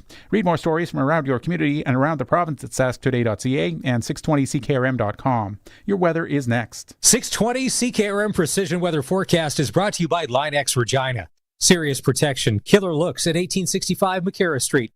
Just a few clouds tonight. We'll have a low of 6. Tomorrow, sunny and a high of 21. For Friday, sunny and 22. Saturday, a mix of sun and cloud and 24. Sunday, sunny and 25. And for Monday, partly cloudy and a high of 26. Right now, it's sunny, hot, and 30 degrees in downtown Regina. When you want the best for your truck, you want Line X. Your truck has withstood the harshest elements Saskatchewan has thrown at it. Rocks, gravel, rain, sleet, and snow, and left with no chips, no rust. Line X protective coating keeps your truck's bed liners, rocker panels, and bumpers looking like brand new. Don't settle for Brand X. Go with Line X. It's serious protection. Come see why everybody loves taking their truck to Line X Regina for their rocker panels, bumpers, and more. Line X. Make your truck complete. 1865 McCarra Street. Broadcasting from Century Studios in downtown Regina, Harvard Media presents The Sports Cage, where Saskatchewan comes to talk local sports. Regina Motor Products early tire swap offer on now. Book before October 31st to save $10 on an on-rim and $20 on an off-rim tire changeover. Visit Regina Motor Products today. Be part of the show. Call 1-866-767-0620 or text 306-936-6262. The Sports Cage. Streaming at sportscage.com, our YouTube channel, and on the radio at 620 CKRM. Well, I'd have to say that the big CFL news that came out on Monday has been a nice distraction from all the Connor McDavid, is he staying or is he going talk. Because that it's kind of getting to the point of, all right, enough is enough. But then there's all sorts of celebrities weighing in on this Connor McDavid situation. One of the most popular wrestlers in the world gave a hot take the other day. We'll play it for you before the hour is through. And then some guys that know the NHL quite well gave their take. If you're an Oiler fan, you don't want to miss this. Welcome back to hour number 2 of the Sports Cage. It's Maz in for Barney today. With the Riders being on the road Saturday in Edmonton, it's time to play SaskTel Pick the Score. Tell us who wins on Saturday. What's the score? And you have a chance to win not only Rider tickets, but a $200 SaskTel gift card. So text your first and last name along with your prediction to 306-936-6262. Let's bring in the voice of the Riders, Dave Thomas, on the Western Pizza guest hotline here and say hi to him. Day number 2 of practice. But Dave, before we get to you, Ed has been patiently standing by on the Western Pizza guest highlight. He wants to share his thoughts with some of these changes in NFL. Ed, thanks for being part of the show. How are you? And I'm good. What did you want to say about the commish and all his new rules? Well, I think the number one thing is the extra point. I think that is a really good idea. Because there's too many teams that really just wait for that last point. I agree. Kick the ball in, kick the ball in, kick the ball out, then kick it out of bounds in the end zone. No, make them earn their keep. Ed, I 100% agree. I appreciate the call. That's awesome. Yeah. 306-936-6262 or toll free 866-767-0620. Dave, you're from Weyburn. I don't know how much of a farmer you are. We know you weren't a scholar in school. But if we were starting a new segment, I think you're muted. If we were starting a new segment, calls from the combine today, anybody combining because it's harvest, we're going to put you to the front of the line. But I said call, don't text, because I know if texting and driving in a car is dangerous, what about texting and driving in a combine? Then Mike texted in and said a combine has auto steer and GPS so farmers can text while driving in the field. Things you learn on the Sports Cage, Dave. Wow, I'm kind of surprised that you didn't know that. Oh, like you did. You knew that a combine had auto steer and GPS. 100%. Absolutely. That's one of those many things that I was never allowed to touch when I was anywhere near any kind of farm implement. Dave, the big grain truck is yours. So that's the lineage of the Dave Thomas experience on the farm, because nobody wants me dealing with technology. I can barely turn on my laptop at the best of times. So operating $1 million combine, not a chance in you know what. I smell a sales opportunity here. Now, maybe, listen, I got a lot of ideas floating around right now. Pilsner Cup, all this. Maybe there's somehow, some way, maybe not this year, but maybe next year for harvest, that we get Dave Thomas, maybe Coach Mace in the combine. They'll come and do a custom harvest situation with you. It's like celebrity harvesting. We can do Dancing with the Stars. What about celebrity harvest? Dave Thomas, Ryder, you name it. Colson, open that black book of yours. Fresh page. Yeah. This is a hot idea. All right, it was day 2 of practice today. Riders back on the field as we get ready for Edmonton. Just thoughts. What was going on at Mosaic? Focus, a lot of focus, to tell you the truth, because the Roughriders kind of masked over yesterday the way that they went into the bye week, and they were ticked off. To a man, they were ticked off after losing that game to Montreal and how they lost to Montreal. So the pads were on yesterday. They were popping. There was a lot that was going on. Today, it was much more focused and much more oriented towards, let's make sure that we aren't going to make any mistakes like that again. So there was some extensive work done with the defensive secondary. Tavon Campbell did not take the field again. We learned a little bit of an update on his status, which we'll get to in a little bit. Offensively, Samuel Emelis was taking way more first-team reps than what he did the day before, so it might have been in day 1. He's testing it out day 2. He understands what he can and can't do and how that leg is feeling, so he went ahead and he took another big step forward. We didn't see on the offensive line Zach Fry once again, so it looks like Daniel Johnson is going to get a start at left guard, so that still does, if you're counting at home, leave our offensive lineman count at 9 thus far this year. The fortunate part is when we've had an injury, we've just been able to bring somebody back in. So Daniel Johnson, who did start at left tackle, will move to left guard by the looks of things right now, as Zach Fry didn't take a snap. And I think the good thing that kind of flew under the radar yesterday is I completely missed it. I didn't see Philippe Gagnon. He hasn't been on the field wearing his number 53 since day 3 of training camp.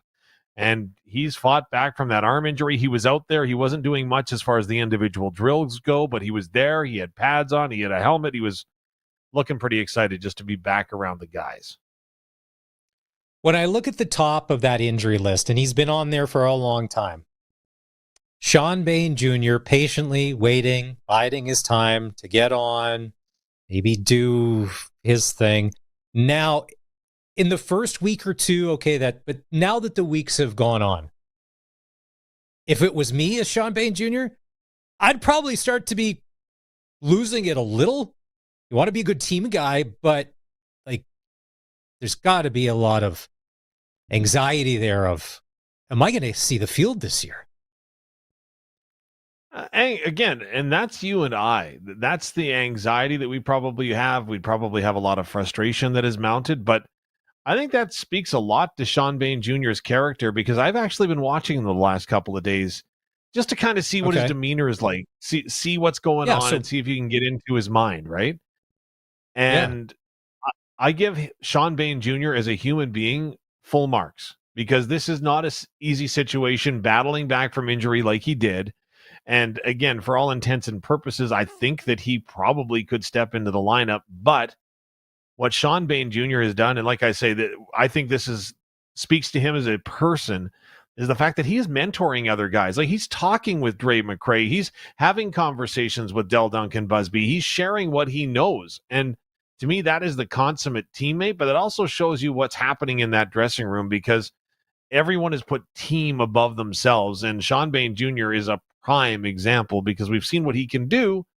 But again, he's just waiting his time for his opportunity to make that happen.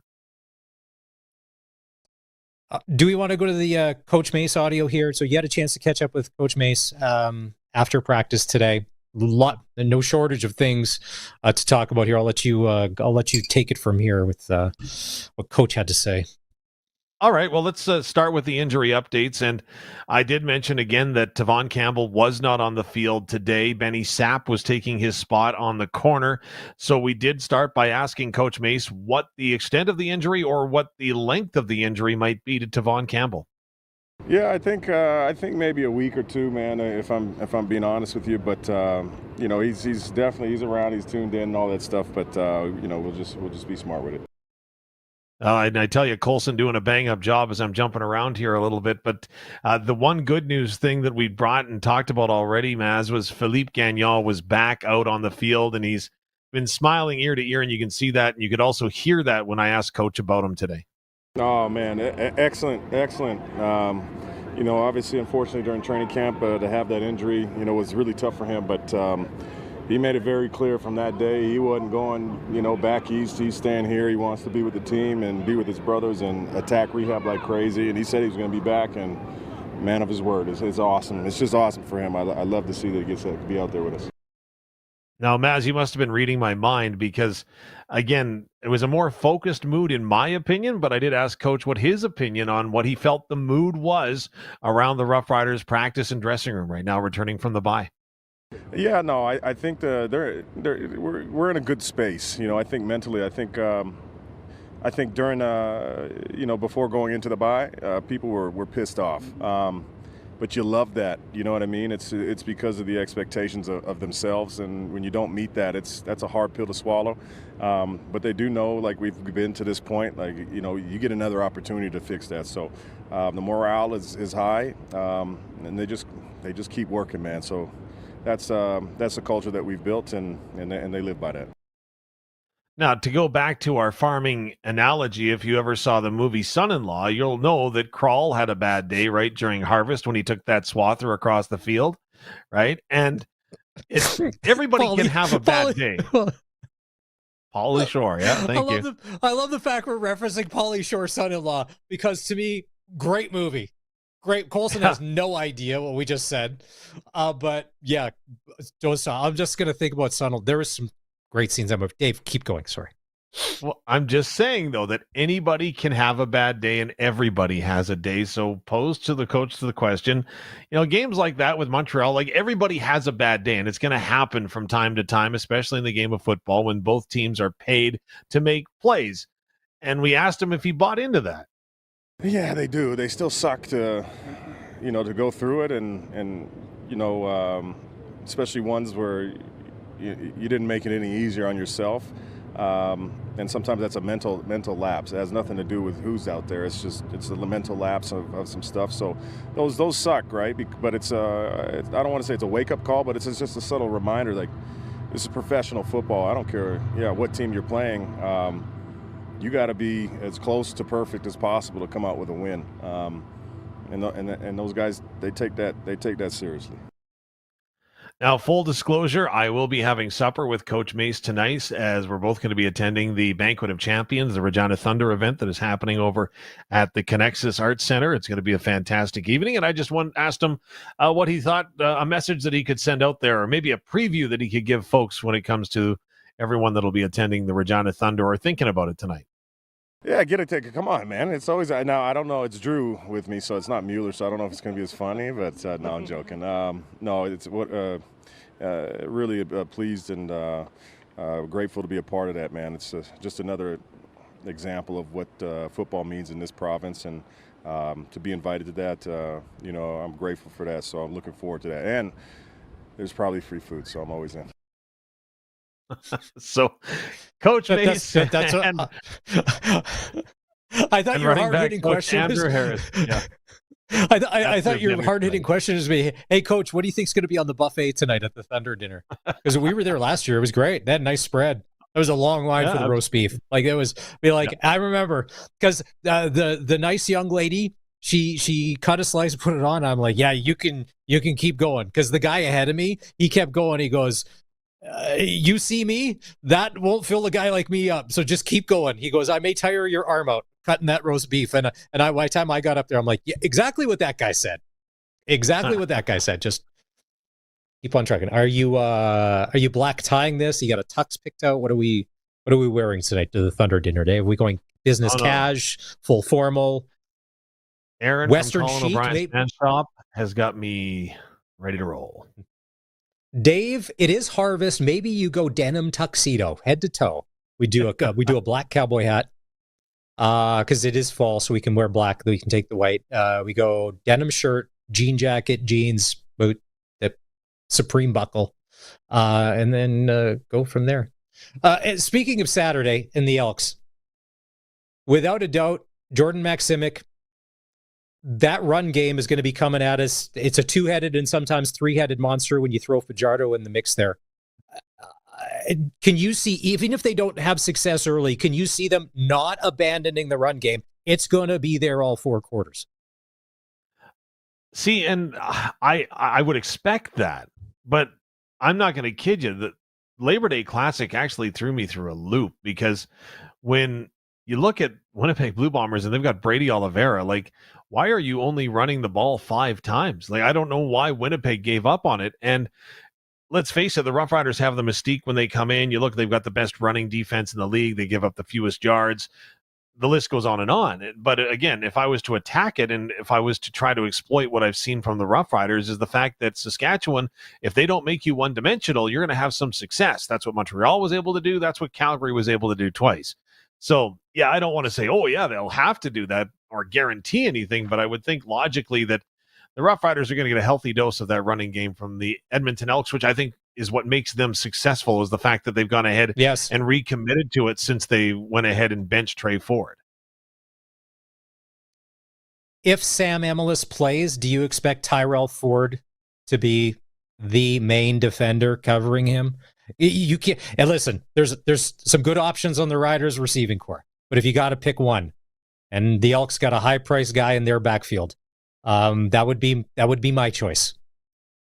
Ooh, I don't know. That's a tough one. Like, pick your poison. Do you want Dante Myers slashing through the middle unstopped? Do you want Keyshawn Johnson, Mr. Second Down, who's in the top 5 in receiving in the Canadian Football League? Again, he has been the quietest, best receiver, if you will, in the Canadian Football League all season long. Like, I don't know. Pick your poison and let Trevor Harris decide where the ball is going to go. But yeah, Sam Emilus obviously has a lot of trust from Trevor Harris, and you'd expect him to have a prominent role. But I also expect that if the Elks want to go ahead and take Samuel Emilus away, the Riders are okay with that because they'll throw the ball to Keyshawn or to Dante Myers or Joe Robustelli or even a Joe who's getting tons of reps right now. So that would be the logical case for me. On the Tyrell Ford front, over these past 6 weeks, to me, he's started earning his paycheck. Not that he's not played, but you can see why he was a very highly sought after free agent. He's a very talented football player. In the past 6 weeks, he's really looked like it. He's Milligan-esque back there where you got to worry about where he is because he's got such good range that he can be somewhere and nowhere in no amount of time. Well, and I know that he won't say this, but he's got to be thanking Cody Fajardo for his success. Because when your offense, let's spin when your defense isn't on the field 35 to 38 minutes a game, and your offense is having some sustained success and able to go ahead and move the football and give you a bit of a breather on the sideline, that's break number one. I think the second key point is that J.C. Sherritt came in with a brand new defense that no one had played before, right? It was brand new to Edmonton. There wasn't any carryover, any residual effect from the former regime. So J.C. Sherritt came in and did things the way that he wanted to do. And it was a bit of a slow start for the defense, but now I think they're clicking because of that familiarity and the chemistry that they're starting to build with 1-1. Now they are a banged up group up front on the defensive line, but that defense is much better, and I think that they're benefiting from the time that the offense is spending on the field and the familiarity that they're getting with their defensive scheme. We saw this last year with Coach Mason. You were closer to it than anybody else. Brand new head coach, brand new football team. You mentioned J.C. Sherritt. I think we're getting to that point, too. I think a lot of the players on the Elks are getting used to Mark Killam as the head coach, and that's starting to work a little bit now, too, because it was just so much new to start the season, and you kind of knew they would be behind the 8 ball because everything changed.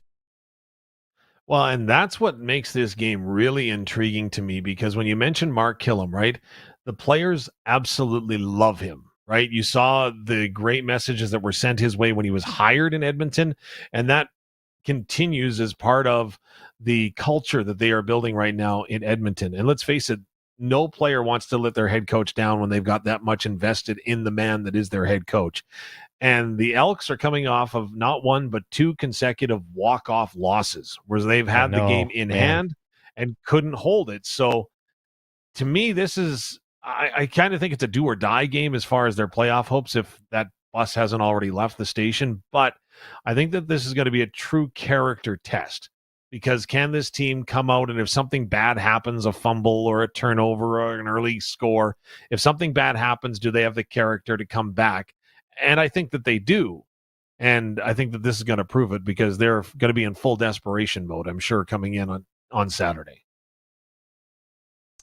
That bus that left the station, is that one of those new electric buses that the city of Regina is buying? I'm just checking. Anyways, Calgary at Montreal on Friday.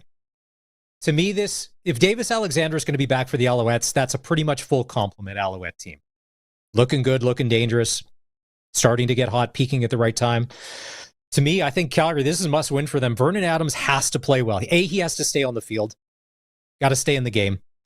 And they got to go play in a tough place where getting wins isn't easy. But Calgary's don't blow a great start by falling apart in the second half here because they haven't looked good in the past month. I don't think that the sky is falling in Calgary. I think they may have lost their identity a little bit as they're not running Dietrich Mills near as often as they had at the start of the year and being able to be that two-headed monster, if you will, with the run and pass game on offense. As far as the Montreal Alouettes are concerned, if I'm Jason Moss, I go home at night and I get home after that game against Saskatchewan in particular with McLeod Bethel Thompson, right? And that Davis Alexander, he was working out hard on the turf at Mosaic Stadium before the game. So you knew it was only going to be a matter of time. And the word out of Montreal was he could have potentially played then, but they were going to give him another week. He could have potentially played against Toronto, but they thought, let's even give him another week so that he doesn't get injured again.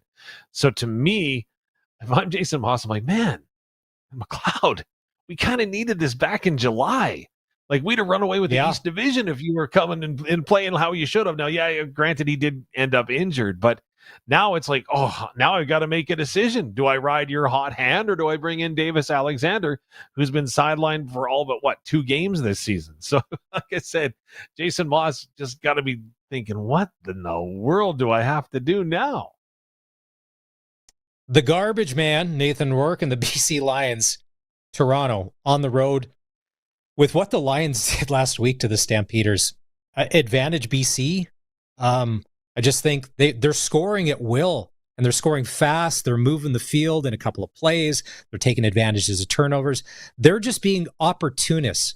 Dave, early in the season, remember when the Riders were there? It seemed within the first 6 or 7 minutes, the Lions made so many mistakes to do themselves in. The Riders were up 20-0. I'm like, all right. Game over, Riders. You guys are not coming back from this. They're not making those mistakes anymore. They're the ones that are capitalizing. I'm very hesitant to say this, but the BC Lions defense might have figured it out.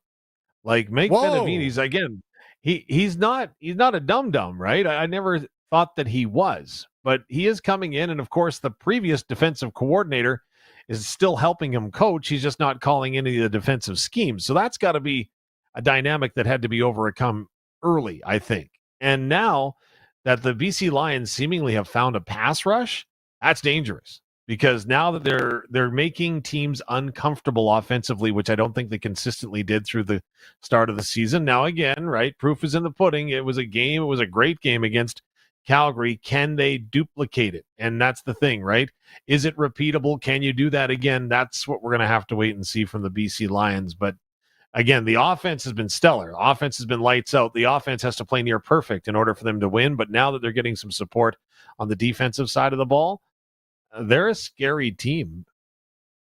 Yeah, I really noticed that last week. Matthew Betts taking over games like he did before he went down to the NFL. And there's always that adjustment period when they come back. I'm like, that's the Matthew Betts that we remember. There's the guy that's wrecking offensive game plans. And when he's going, it seems that everybody else gets going. So, hey, I agree with you. They may have figured it out. And when your offense can put up 50 points, you sometimes don't have to play that much defense. Hamilton's at Winnipeg. Last Friday, we talked about this. Winnipeg was eventually going to have to just go on emotion and just gut one out. And it was gutsy. 3 completed passes for 54 yards. It was not pretty. That was not a game you would, if you were Stuart Johnson going to sell the game somewhere, to be like, look at this. That's not a resume tape. But they got it done. Hamilton at Winnipeg. Hamilton at home, I think, is one team. Hamilton on the road is a little more suspect. Can the shake and bake type Winnipeg Blue Bombers running the ball 60 to 70 times win on Saturday against Bo, who's going to throw it probably 35 times? Okay, I'm not going to give out my home address because I'll be kicked out of Riderville. But again, I know how critical you were of Winnipeg winning that game in Ottawa last week. But the old cliche is so true. Good teams find ways to win.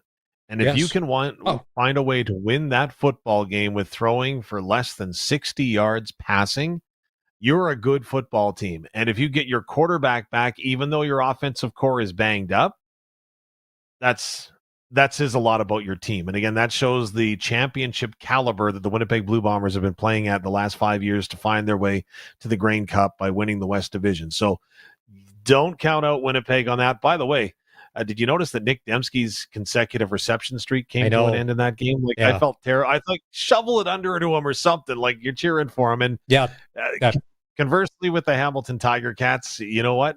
You're right. They are a different animal on the road and at home. And this road trip, I think, is a defining one for them. If they can come up with a win in Winnipeg, they show they're legit Grey Cup contenders, not just East Division contenders. And I'm really excited to see how this game is going to play out at Princess Auto Stadium. I want to clarify my comments. I am glad that Winnipeg won that football game because they gutted it out. They did exactly like you said, championship team. They found a way to win. It's the Ottawa on the other side to be like, you let that happen. You pass for 400 yards. They pass for, and you still lose. That you said, I relegate them to the CIS. Let them think about their actions. Maybe we'll let you back in because you had no business winning that football game. No business winning that football game.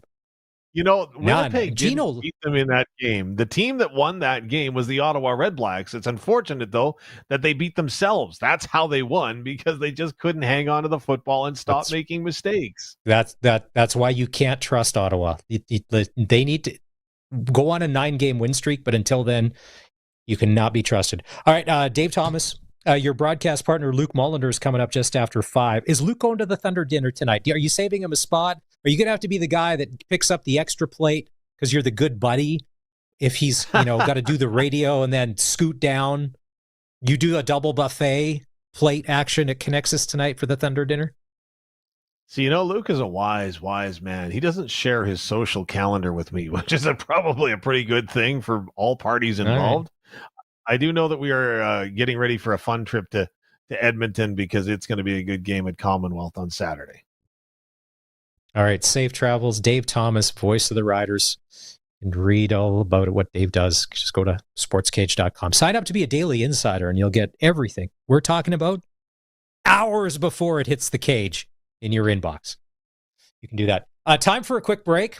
There's NHL preseason action tonight. The Edmonton Oilers and Connor McDavid will take on the Seattle Kraken. No secret that McDavid, and will he or won't he, has been the hottest topic amongst hockey circles. Now there's some celebrities weighing in.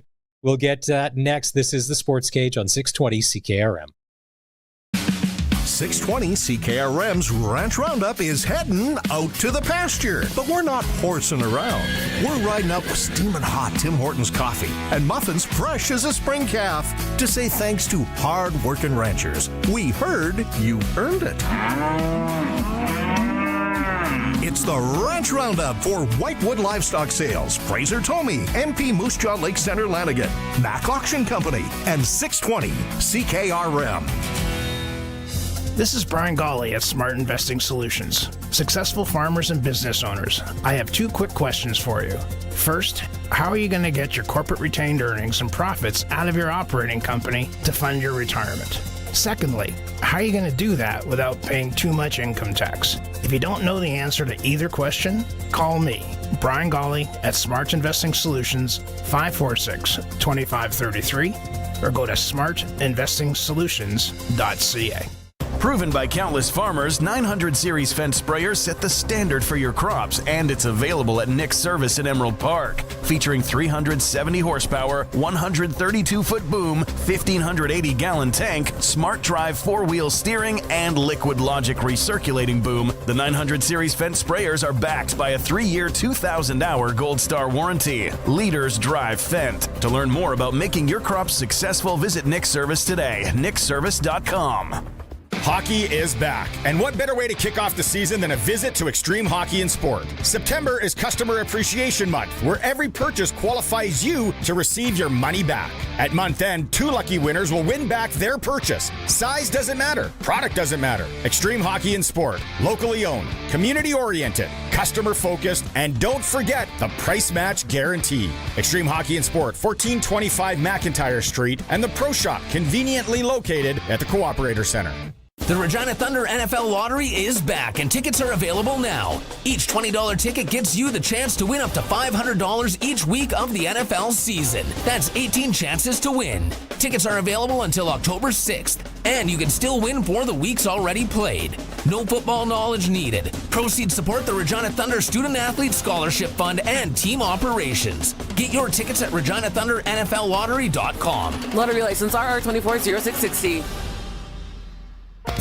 The Sportscage Clutch Performer for Nick's Service in Emerald Park. Your local Massey Ferguson Challenger, Rogator, Gleaner, and Fendt dealer. Call 781-1077. Clutch Performer, he's Merrifield, Saskatchewan's most famous resident.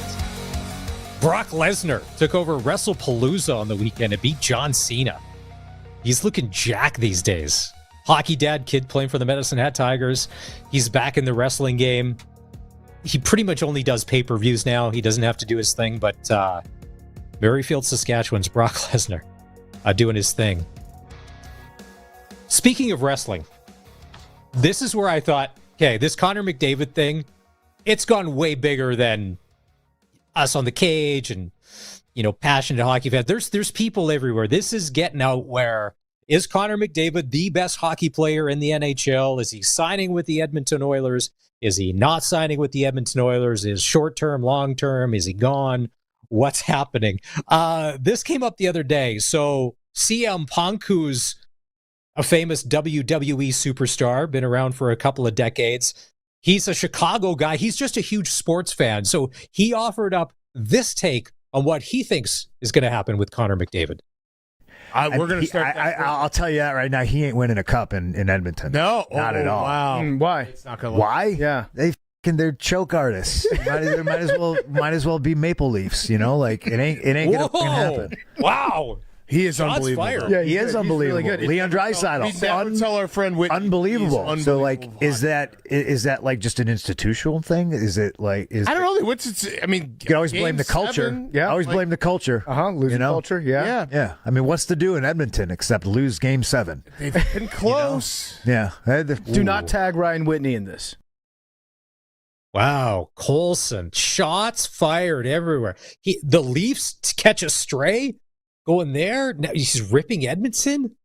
It's like he knows what he's doing, how to get the crowd fired up. He's a pro at it. So that's CM Punk, but he's a hockey fan. He's a huge Hawks fan. Not that there's a lot to cheer about. Oh, did you see last night Connor Bedard was wearing an A in the exhibition game? Will he wear it in the regular season? Maybe. Year number 3 for Connor. He's got to think about a new contract, but they've got rights. The Cam and Strick podcast, they had a new episode come out. Cam Jansen, former tough guy, Andy Strickland, who covers the St. Louis Blues. He's one of their TV guys. Incredibly smart. Tim Peel, who we've had on the show a couple of times. They were all buddies in St. Louis there. This was their hot take on what they think is going to happen to Connor McDavid and the Oilers. Okay, can I give you my Connor McDavid prediction? He gone. Yeah, but he's going to sign a short-term deal. Okay, 2 years. And then guess where he's going to go? LA. How'd you know? Because I know everything. No. What makes you say that? Why wouldn't you go to LA? You know what I mean? Kopitar's going to be gone. Sucks. Okay. But what makes you say that? I just think that they'll have the cap space. He's going to follow Gretzky's footsteps, dude. Edmonton to LA. Inadvertently. I don't think he's going to walk. I think he'll sign a short-term deal. Yeah. Edmonton to LA. McDavid and Kenny Howland reunite. Okay. I heard they had a great relationship in Edmonton. Okay. I think Kenny Howland included him in a lot of stuff. And from what I understand, that may not be happening quite as much now under this regime. Okay. And you know, I've always said 4 years. It may be shorter than that. It may be in the 2 range. And you know what? Let me just say this too. And I talked to some other NHL superstars, okay, about this recently. I don't know why he wouldn't take a short-term deal. If I'm Connor McDavid, I'm only doing 2-year deals. I can get 90 points minimum in my sleep. I'll be making, no matter where I go, the max money. I'm the max. Why would I lock myself into being anywhere injury long term? Colson, what do you think? Because his old agent, Jeff Jackson, is the president of the Edmonton Oilers. You would think that there would be lines of communication there. Now, Stan Bowman's new, but that Kenny Holland thing, if you're an Oiler fan and you're hearing all of this, it's coming from all these different places. You can't tell me, and Colson, you would know. It's got to be people in your circle that are Oiler fans. You can't feel good about this. There's a lot of smoke coming from a lot of different places. That if it's short, it's not long. Connor McDavid is never signing an 8-year deal with the Edmonton Oilers. That is pretty much, would you say, off the table at this point? I don't pay attention to it that well enough to make that decision, but the point that the one guy made of, you're the best player in the league, why would you sign a long-term deal anywhere? Yeah. That makes sense. Because, again, if the salary cap on average is going to go up every year, you don't know how much, but it's going to go up every year. So why would you sign a max deal for 8-10 years when you know that be trapped? When you know you can increase that max number every couple of years anyways. So I don't know. Some guys, I guess, just wanted to sign and not have to think about it again. So I guess there's that for max deals, right? There are very few, and Connor McDavid may be one of one, where he's in rarefied air, where he's the one guy, if he's going to go chasing a cup, if he doesn't win 1 year and 2 years, because he could always get whatever the max dollar is, and some team will pay it. But the LA Kings thing, because a lot of people are asking, Leafs, Rangers, but if you look at their cap situation, they don't have the assets, they can't make it work. But LA can. And LA apparently is, and that's not the first time I've heard the McDavid to LA thing, Kopitar being gone, where, yeah, he could slide right in. I don't know, though. They need a goalie. To me, the LA Kings still need a goalie. I mean, they got Darcy Kemper. I mean, keep in mind, and he won a cup with Colorado, but there's some pieces there that are missing off that roster. I know if you're an Oiler fan, especially if you own a McDavid jersey and you drop like $300, or maybe you went and bought that new third jersey this week and you get McDavid 97 put on the back. That's going to be a collector's item. I don't think, and why would he? Even if he is taking advice from the delivery guy who's dropping off the flowers at his wife's restaurant that are going to go on the centerpieces on the table for financial advice, he's probably saying, don't lock in. Keep it loose. Keep it cash. And let's go from there. Yeah, it all comes down to what McDavid thinks about himself, right? And what he wants people to see him as. Because if he wants to be viewed as like a solid, loyal guy, he'll sign long in Edmonton. If he does want to go chase cups, he's probably going to sign short in Edmonton. But even then, does he really just want to go around signing 2-year deals everywhere? Because that's what Kevin Durant did in the NBA. And there's a lot of people who are just, you're whatever now. He's a great athlete. He's a great player. But he went to the best team in the league for 3 years, won 2 rings, and then hasn't done a whole lot since. Credit, he's been injured for some of that, so that's part of it too. But it all depends on what you want your legacy to be, right? And if he's thinking about that, then I don't know if he's just going to start hopping teams. This decision for him would be so much easier if they would have already won a cup, because he's been there 8-9 years.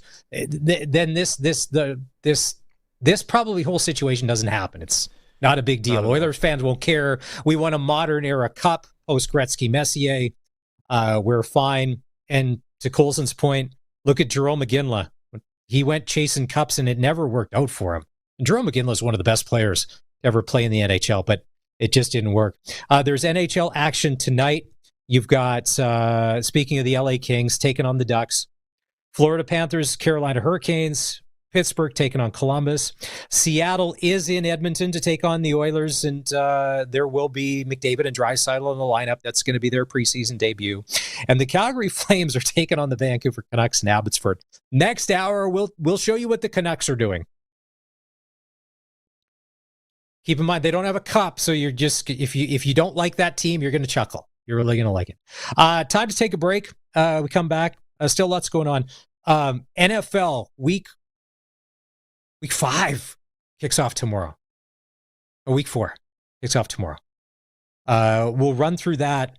And the Junior Football Report still to come. This is the Sports Cage on 620 CKRM. The Ritchie Brothers Fall Farm season is here, featuring a huge selection of agricultural equipment coming up for auction across Canada. With 28 separate equipment auctions scheduled between October 2nd and November 6th, we're confident you'll find the equipment you need to get up and running or expand operations. And the best part is you can view detailed listings and quickly assess their assets entirely online. Head on over to rbauction.com to learn more about this great opportunity. Once again, that's rbauction.com. If you've got a Steelcraft garage door, you've got a door with parts manufactured and assembled right here in Canada. A door with better insulation and seal, plus a warranty you're probably never going to use. Combined with a LiftMaster opener, it's the right choice. And if you don't have a Steelcraft garage door, you should get one. And a LiftMaster opener. 100% made by Canadians for Canadians. Steady, tariff-free pricing and great quality, no matter what. Steelcraft door, Steelcraft door, Steelcraft door. We offer more. So since that little ding on my car last week, I don't know where to take it. I don't even know. That's easy. Take it to Regina Motor Products. Who said that? I did. Down here. I'm Terry the Tire. Regina Motor Products Chevrolet Collision Center and SGI accredited auto body repair is a full-service collision and body shop that works on all makes and models. Just submit your claim to SGI and set an appointment to get your appraisal done. Easy. I bet you're tired after saying all that. South at Highway 1 and 6, Albert Street. RMPChevrolet.com.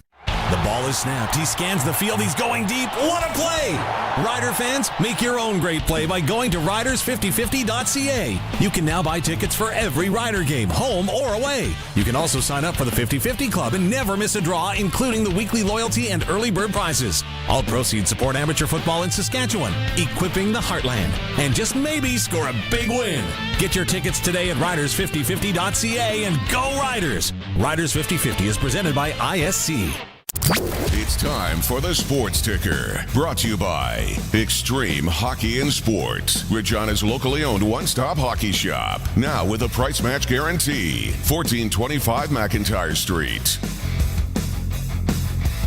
The Toronto Blue Jays start play today with just a slim one-game lead over the New York Yankees. Tonight, the Jays will take on the Boston Red Sox. First pitch here in about 20 minutes' time, 5:07. NHL preseason tonight. Seattle's in Edmonton. The Flames will play the Canucks in Abbotsford. And Saskatchewan, Midget AAA, got the Swift Current Legionnaires and Moose Jaw to take on the Warriors. Contacts in Battleford to take on the Stars. And the Yorkton Maulers in Notre Dame to take on the Hounds. It's your Sports Ticker. Hey, how likely are you to watch a game that Maddox Schultz is playing in this season? Whether it's the Midget AAA or as a Regina Pat. You can vote now by going to sportscage.com. And when you're there, you can sign up for the Insider newsletter. Let's talk to Brian Raymond as we do. Flowing Springs Golf Course.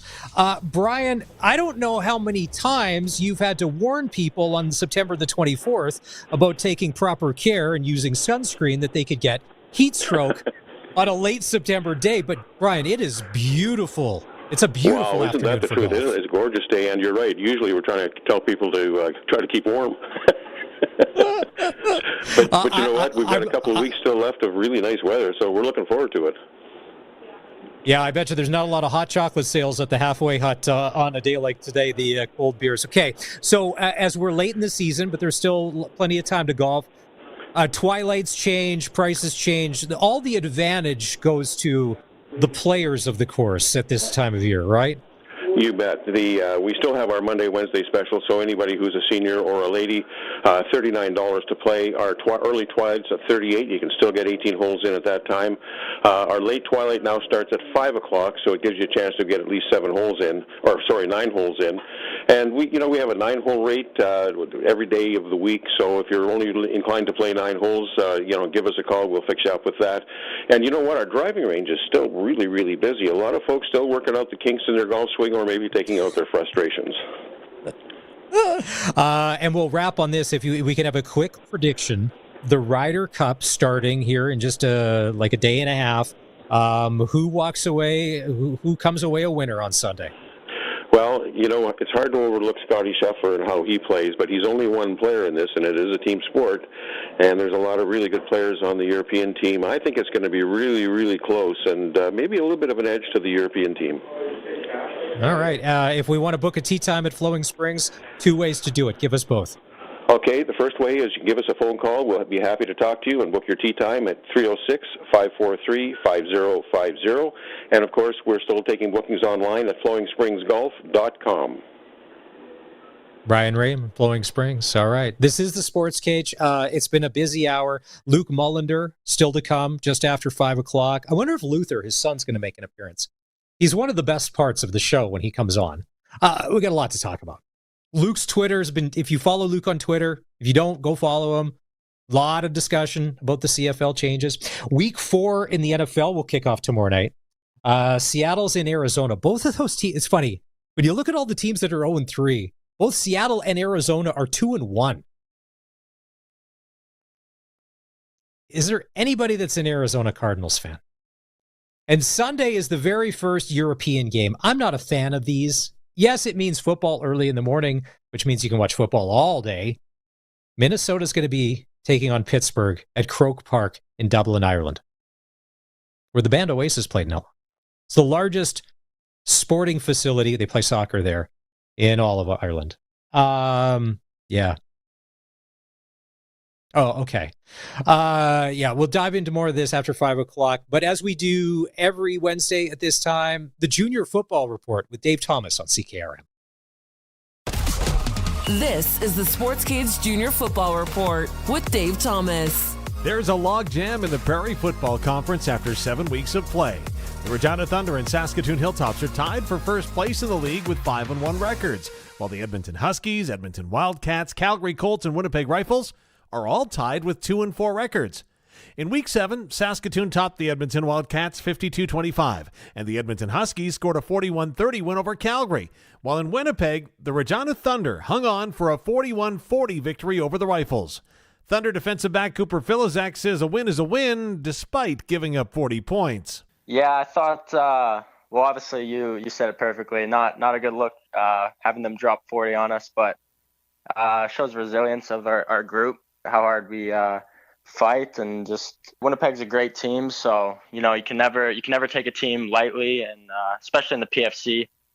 We came back, made some adjustments in the second half, and just played good football. In that game, Winnipeg scored a touchdown in the final minute, and instead of attempting to tie the game by kicking a conversion, the Rifles elected to try a 2-point conversion. Filizek admits that those moments were difficult trying to reset and defend for the conversion attempt. Yeah, it was high intensity, obviously, and gave up the last minute touchdown, and I was yeah, like you said, I was getting ready to point after defense, and they go for 2, so I was a little nervous, but I knew I had trust in all of us to do our job, and yeah, that's exactly what happened. Jake Mayo made a great play, and we came out with the win. So did anything surprise you in the back end of a home-and-home series with Winnipeg? They did a lot of what they did the first game. We thought on my side of the field, they like to run a certain concept that me and my halfback partner were looking for, and they They didn't run it at all. Instead, they got a lot of their yards on kind of drags, shallows, where the first game they were kind of launching it up more. So that kind of caught us off guard, having to come up and play drags and stuff. But we knew that they have a gunslinger of a quarterback, so it's going to be on the DBs and secondary, our game. So, yeah. Cooper, in the last 2 games, you've intercepted 3 passes. Last week, you were the PFC Defensive Player of the Week. What do those individual numbers mean to you? I mean, obviously it feels great. You want to do your part and helping the team, give the offense some good field position. But I just give all the credit to coaches and my teammates, because, we've always had this mentality that, just worry about doing your own job, and the system will provide us with success, and that's exactly what happened. We all just are worried about doing our one single job, not trying to, do anything else, and yeah, we've been victorious. So, graduate of Campbell, so obviously a pretty good football program there. How did you transition from high school football, or even prior to high school football, into the Campbell program and now onto the Thunder? Everywhere I went, I've always had great coaches. Campbell, I had Chris Hadsback. He was the first guy who actually made me fall in love with the defensive side of the football. I was always on the offensive side, and playing for him made me, exactly like what I said, just fall in love with the defensive side of football. And then Matt Rumpel, as soon as I came to the Thunder, he's one of my favorite coaches of all time. So he makes it seem less like practice and grinding, more and just having fun with your friends and teammates. You've got a rematch with the Saskatoon Hilltops in their stadium coming up this weekend. How much are you looking forward to this? It'll be a big game for sure. Whenever we go there, there's a bunch of people in the crowd, high intensity, big physical, hard-hitting game. It'll be fun. Hopefully, we're looking to get our revenge and get back in the win column against those guys. But it's always a big game there. As mentioned, Week 8 will feature a first-place showdown. Saskatoon will host the Thunder on Saturday night at Saskatoon Minor Football Field. Kickoff is at 7 p.m. Then the Edmonton Wildcats play in Winnipeg on Sunday, and the Edmonton Huskies are home to Calgary. And that's the Junior Football Report. I'm Dave Thomas. Listen weekdays at noon for Saskatchewan Today on CKRM with your host, Ryan Young, offering the most extensive agricultural news coverage with precision weather meteorologists in an industry that moves fast. Stay updated with the latest, most reliable information in ag news, crisis and trends, all in one place. Available anytime at SaskAgToday.com. Saskatchewan Today, your trusted source for all things agriculture. Sponsored by Affinity Credit Union on 620 CKRM.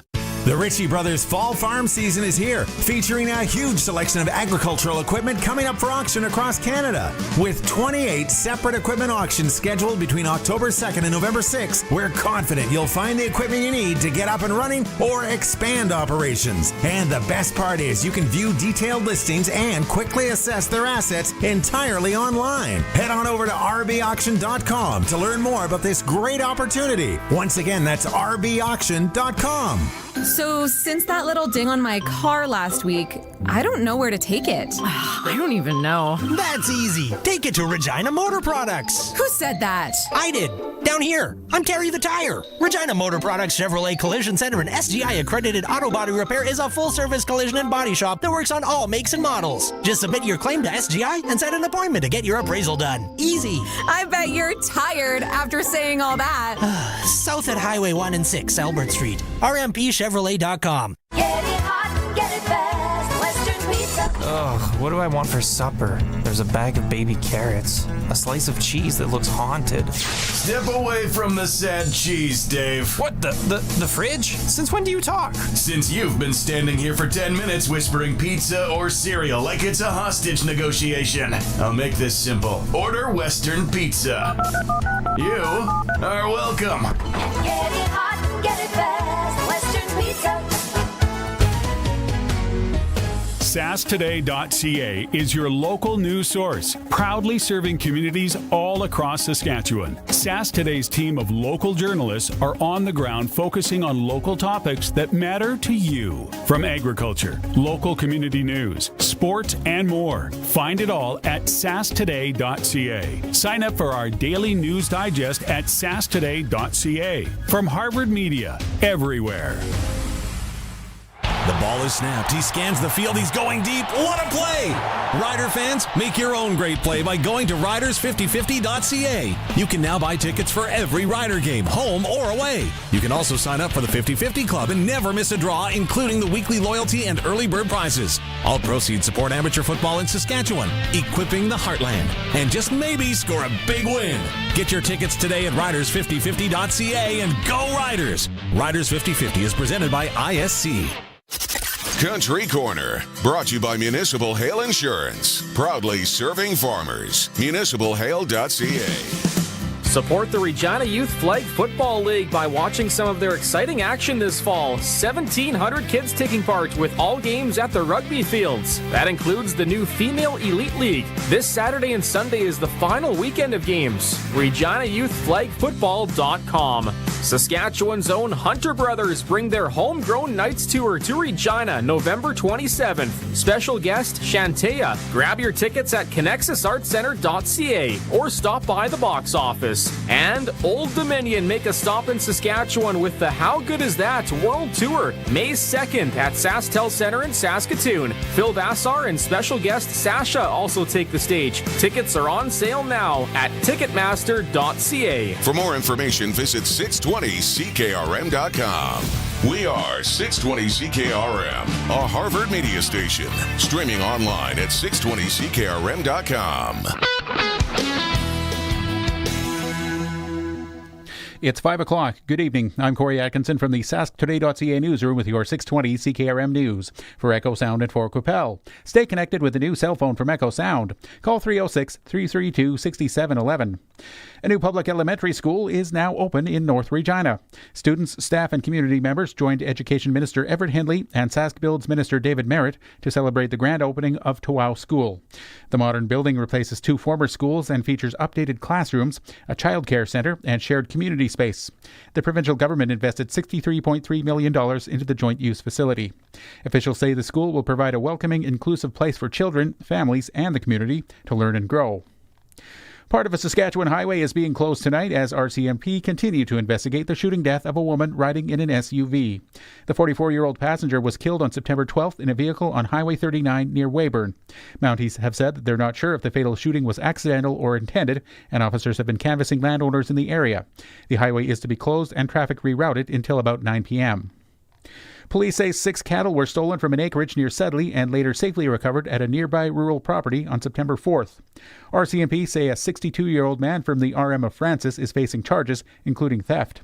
Investigators say a proactive search by the producer, whose livestock was taken, led to the recovery. The accused is scheduled to appear in Weyburn Provincial Court on November 20th. Supporters of a BC farm where 400 ostriches were slated to be culled celebrated after the Supreme Court of Canada granted a last-minute stay, sparing the birds for now. Universal Ostrich Farms co-owner Karen Esperson says she is overjoyed by the news. I just don't know what to say. I'm so overjoyed. I couldn't be happier. I just want to run and hug my birds, but I can't right now. The order pauses the planned cull until the Supreme Court of Canada rules on an application by the farm to have an appeal heard. And Alberta Premier Danielle Smith says those who question her rationale for the government's law restricting healthcare for transgender youth need to read up on puberty. Smith has defended the law which prohibits doctors from prescribing puberty blockers to anyone under the age of 16, saying the drugs permanently sterilize children. Smith said she wants to preserve that choice for children until they are older. But Dr. Sam Wong with the Alberta Medical Association says Smith is spreading false information. A person who's on puberty blocker can't have a baby at that time because they haven't hit puberty, because you're delaying puberty. To say that the patient is sterile at that time because you're on a puberty blocker is such a falsehood and a misnomer. It's quite incredible that she can get away with saying that. Doctors and medical associations say puberty blockers temporarily pause biological changes, which can be restarted once their use is discontinued. That is your 620 CKRM News. Read more stories from around your community and around the province at sasktoday.ca and 620ckrm.com. Your weather is next. This back-to-school season, don't be prehistoric. Mom, my phone is basically a fossil. Sweetie, your phone's older than a T-Rex. Time to evolve at Echo Sound, your SaskTel authorized dealer. They have new phones, back-to-school deals, internet and Max TV stream, and no extinct data plans. In 2025, there's no excuse to roam with a Jurassic phone. Echo Sound, your SaskTel authorized dealer in Fort Capel, echosound.ca. 620 CKRM Precision Weather Forecast is brought to you by Croft Electric. 27 years of trusted, reliable home, farm, and commercial service for all your electrical needs. CroftElectric.com and on all socials. Also for Line-X Regina, serious protection, killer looks at 1865 McCarra Street. Now, here's your Precision Weather Forecast. High pressure remains in control of the pattern, and while we do see slightly cooler air moving in, temperatures will remain above normal through the remainder of the week and into the weekend. In fact, it looks like another significant warming trend starting as we look ahead to Sunday. And it'll remain bone dry with no significant weather makers in sight. Clear skies tonight, north and northwest winds at 15 to 30 and a low near 7 degrees. Chance of rainfall 0. Tomorrow is sunny and cooler with a high of 21. East to southeast winds at 15 to 25. Chance of precipitation 0. Clear tomorrow night with lows near 11. Southeasterly winds at 15 to 30. Chance of precipitation 0. Mostly sunny and a bit breezy with a high of 20 on Friday. Northwest winds at 25 to 45 and gusty. Partly sunny on Saturday with a high of 23. Partly to mostly sunny and warm, 26 degrees on Sunday. With your 620 CKRM Precision Weather Forecast, I'm meteorologist Russ Murley. When you want the best for your truck, you want Line-X. Your truck has withstood the harshest elements Saskatchewan has thrown at it. Rocks, gravel, rain, sleet, and snow, and left with no chips, no rust. Line-X protective coating keeps your truck's bed liners, rocker panels, and bumpers looking like brand new. Don't settle for Brand X. Go with Line-X. It's serious protection. Come see why everybody loves taking their truck to Line-X Regina for their rocker panels, bumpers, and more. Line-X, make your truck complete. 1865 McCarra Street. Croft Electric. You've probably heard of us because we've been around for over 27 years. We do commercial and residential work? Yes. We do permanent holiday lighting? Yes. We do cabins? Yes. And farms? Yes and yes. We're an authorized Generac generator dealer. We are a full-service electrical company with the experience and the people to service all of your electrical needs. We are Croft Electric. We will be here when you need us. Do it right, do it once. Follow us on all social and call 306-586-1333 to book. Broadcasting from Century Studios in downtown Regina, Harvard Media presents The Sports Cage, where Saskatchewan comes to talk local sports. Be part of the show. Call 1-866-767-0620 or text 306-936-6262. The Sports Cage. Streaming at sportscage.com, our YouTube channel, and on the radio at 620 CKRM. Final hour of the show for this Wednesday afternoon. Sports Cage, Maz in for Barney today. Riders are in Edmonton on Saturday. We're playing SaskTel Pick the Score. Give us your biggest, boldest prediction of what happens at Commonwealth. The Riders walking in and walking out with a win? Or do the Eskimos, the Elks, who are this close, snap that streak? And Cody Fajardo in the Spinorama sends Rider Nation home unhappy. First name, last name, and the score to 306-936-6262 on the Prairie Land Rentals text line. You can win tickets to an upcoming game, and there aren't many left, and a $200 SaskTel gift card. We know you got a cell phone bill. Let us pay it. And if it's more than $200, you probably shouldn't have a cell phone because you're not using it responsibly. What are you doing? Get a better data plan. Still to come on the show, AJ Ouellette, Saskatchewan Roughrider. We'll hear from him. Dave Thomas had a chat after practice. And the Vancouver Canucks did something the other day in their arena. They have never won a Stanley Cup. If you're a Canucks fan, maybe you hang your head in shame. And if you don't like the Canucks, you're going to chuckle. We'll get to that before the end of the show. All right, let's go out on the Western Pizza guest hotline. He is the color voice of your Saskatchewan Roughriders on the broadcast team with Dave Thomas. He's Luc Mullinder. And ever since the big announcement from the commish on Monday, a lot of people, especially on social media, because everybody's got an opinion and a Twitter account. So why not take to it and show everybody how smart you are? Luc, how you doing? It's been a busy 48 hours, hasn't it? Yeah, it's been an engaging 48 hours, that's for sure. I mean, I love it when this many people are going to talk Canadian football, right? So I think that obviously the announcement, when was it? Yesterday? The other day? Monday.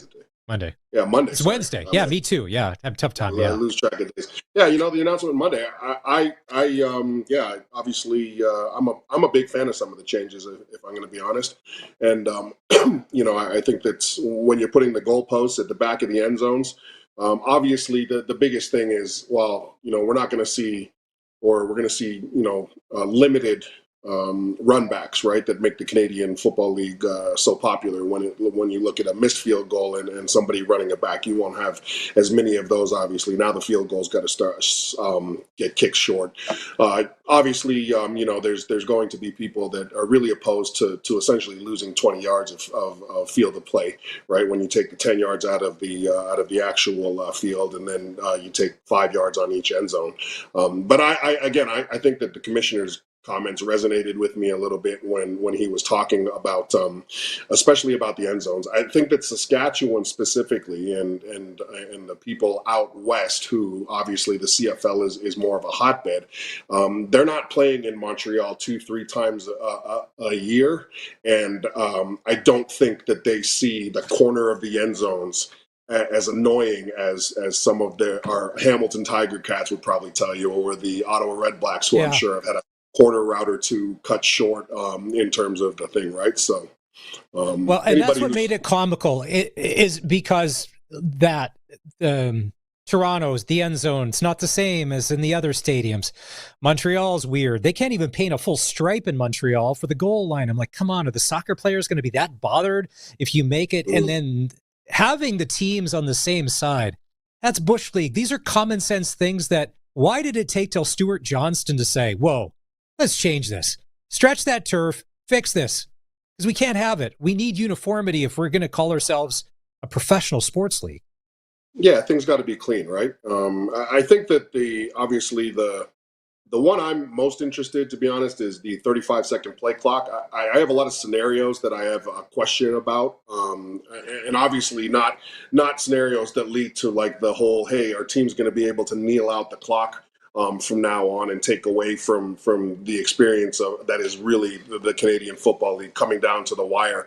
Logistical questions around the execution of for instance, I was talking to my neighbor, provincial court judge today, if there's a late flag, right? Like, how does that impact the clock that's already running, for instance, right? But I completely agreed with the commissioner when he talked about it is inconsistent when you talk about the 20-second play clock. I've been up in the booth a ton of times, especially this year. I remember remarking 2 or 3 times this season specifically, saying, wow, this seems to be taking a lot longer than it should be. And then finally blowing the whistle, and then the team meantime, if there's been a little bit of back and forth with the referees, I mean, a team has had a little bit of extra time, especially offensively, to get their act together, right? Get their substitutions in and things like that. So I've got a number of questions around that. And obviously the big one that people are talking about is the modified rouge. I'm really glad that they changed that rule. Somebody who's been a part of this league in some way, shape, or form since 2004, obviously a player and now as a broadcaster. I thought, and actually TSN played the clip, it was burned into my head watching, I think it was the Toronto Argonauts kicker, and he missed the kick, and they showed a clip of him still celebrating, and his teammates celebrating a missed kick. And man, I was sitting there, and that's always been burned in my mind. The fact that we could actually let something like that happen. It's like when I see these track competitions. Instead of having a podium for first, second, and third, they got 1, 2, 3, and then 4, 5, 6, 7, 8. Right? At some point, we have to stop rewarding failure in today's society. So I'm glad the CFL took action and stopped rewarding failure in our league. I asked the commish on Monday, because I've saw that they changed the command center last year mid-season. If they know that the Rouge is an embarrassment and that the only way the CFL can go viral is when a Rouge incident happens, because the Riders got screwed on it in Toronto, get rid of it now. Who's going to complain? You won't have any of the 9 teams complain, because he even said in his press conference on TSN, you would hate to see a West or an East final or a Grey Cup game decided by this. So if you know this is danger, that this can cripple what you're trying to do, dust it now. Do you think anybody at the Saskatchewan Roughrider organization or any other team would be opposed if they said, okay, the Rouge rule's coming in now? If it's a bad idea next year, bad idea now. Just dust it. Yeah, I don't think anybody would be opposed. I understand, though, that there are processes that you got to go through, right? And there are stakeholders that you've got to run things through. So I would agree. I think that if they change it now, great, right? If they wait a year, whatever, it's just he's right. Imagine Monday Night Football.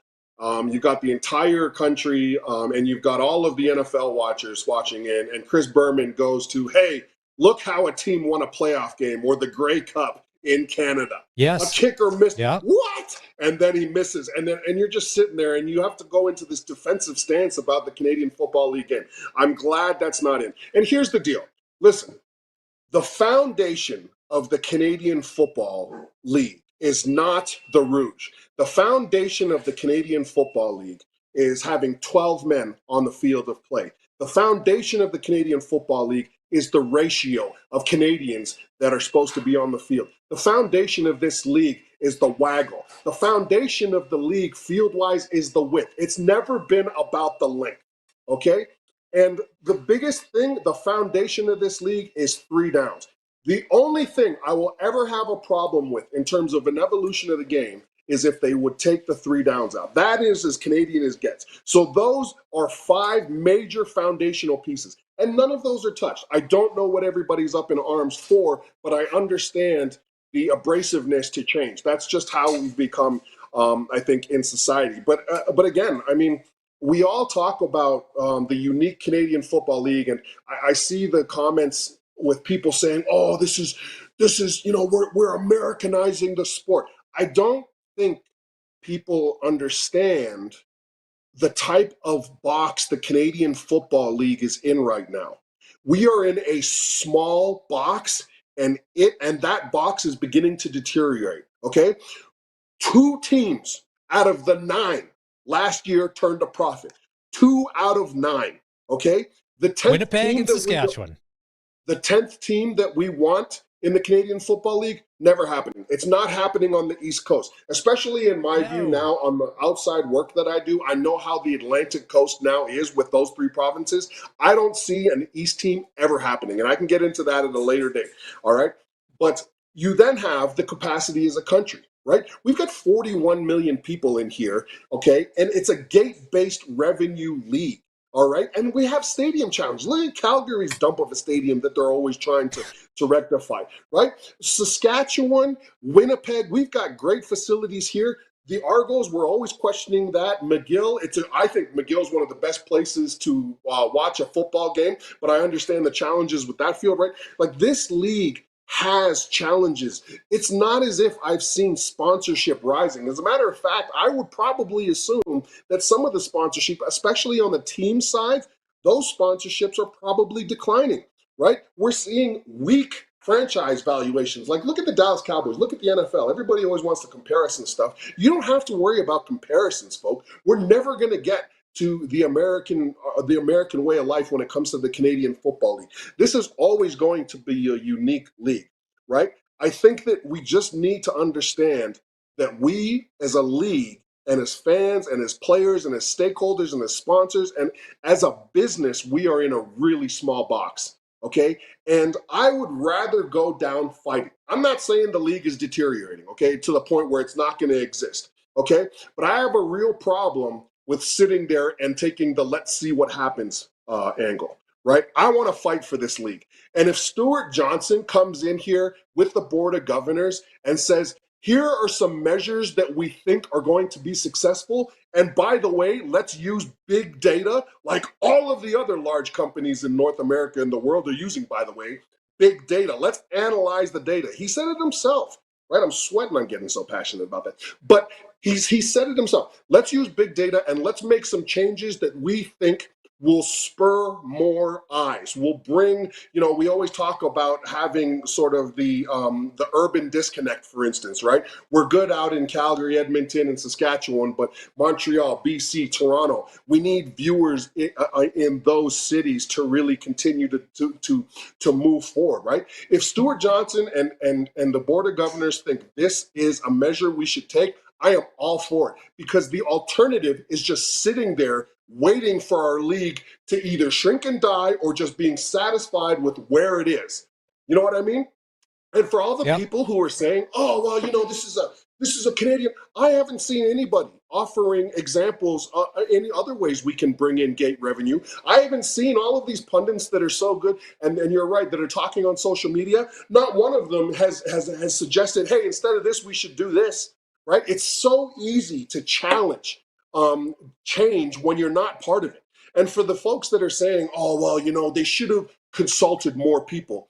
You know what? I get that. You tend to want to involve as many people in the decision-making process as possible. I totally could get that complaint.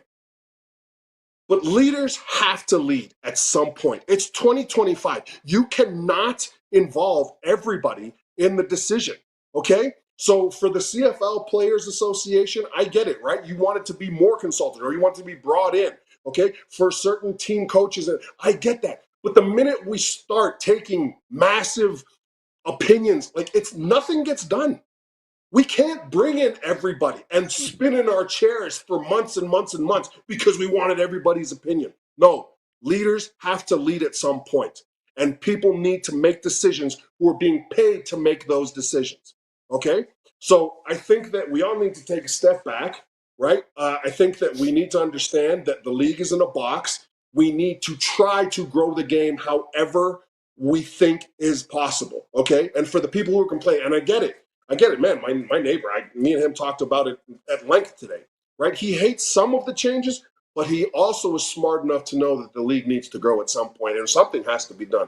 Carpe diem, man. I don't want to sit around just waiting, you know what I mean, for something to happen. Let's take action. You know what I mean? Sorry. The reason why the reason why I'm smiling, I'm chuckling when you had said that you can't involve everybody in every decision. Oh. There's a lot of people listening and watching. They work in places where now everybody gets a vote.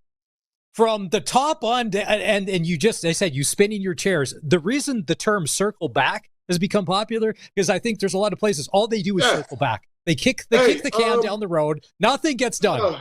Nothing gets done. Bing on your teams, your square box lights up. Luke, would you like to comment on that? Yeah, can we unpack that a little bit more? I'm just thinking that, in some demographics and regions, maybe you want to, man, you're going to do that all day. Like literally, Stuart Johnson and the Board of Governors, we need leadership. I'm fine with whoever they want to pull in, and people call, again, you can't involve. There are people. Should we have taken a fan vote and said, hey, fans, hey, fans, trust me. Hey, fans, listen. Fans, sponsors, season ticket holders, coaches, we're going to take a big vote on which rules we should take. We should change, and which rules we shouldn't. So the vote is going to take place in the month of October all the way through to the beginning of December. Do you know how long? And do you know we can't sit there and debate everything.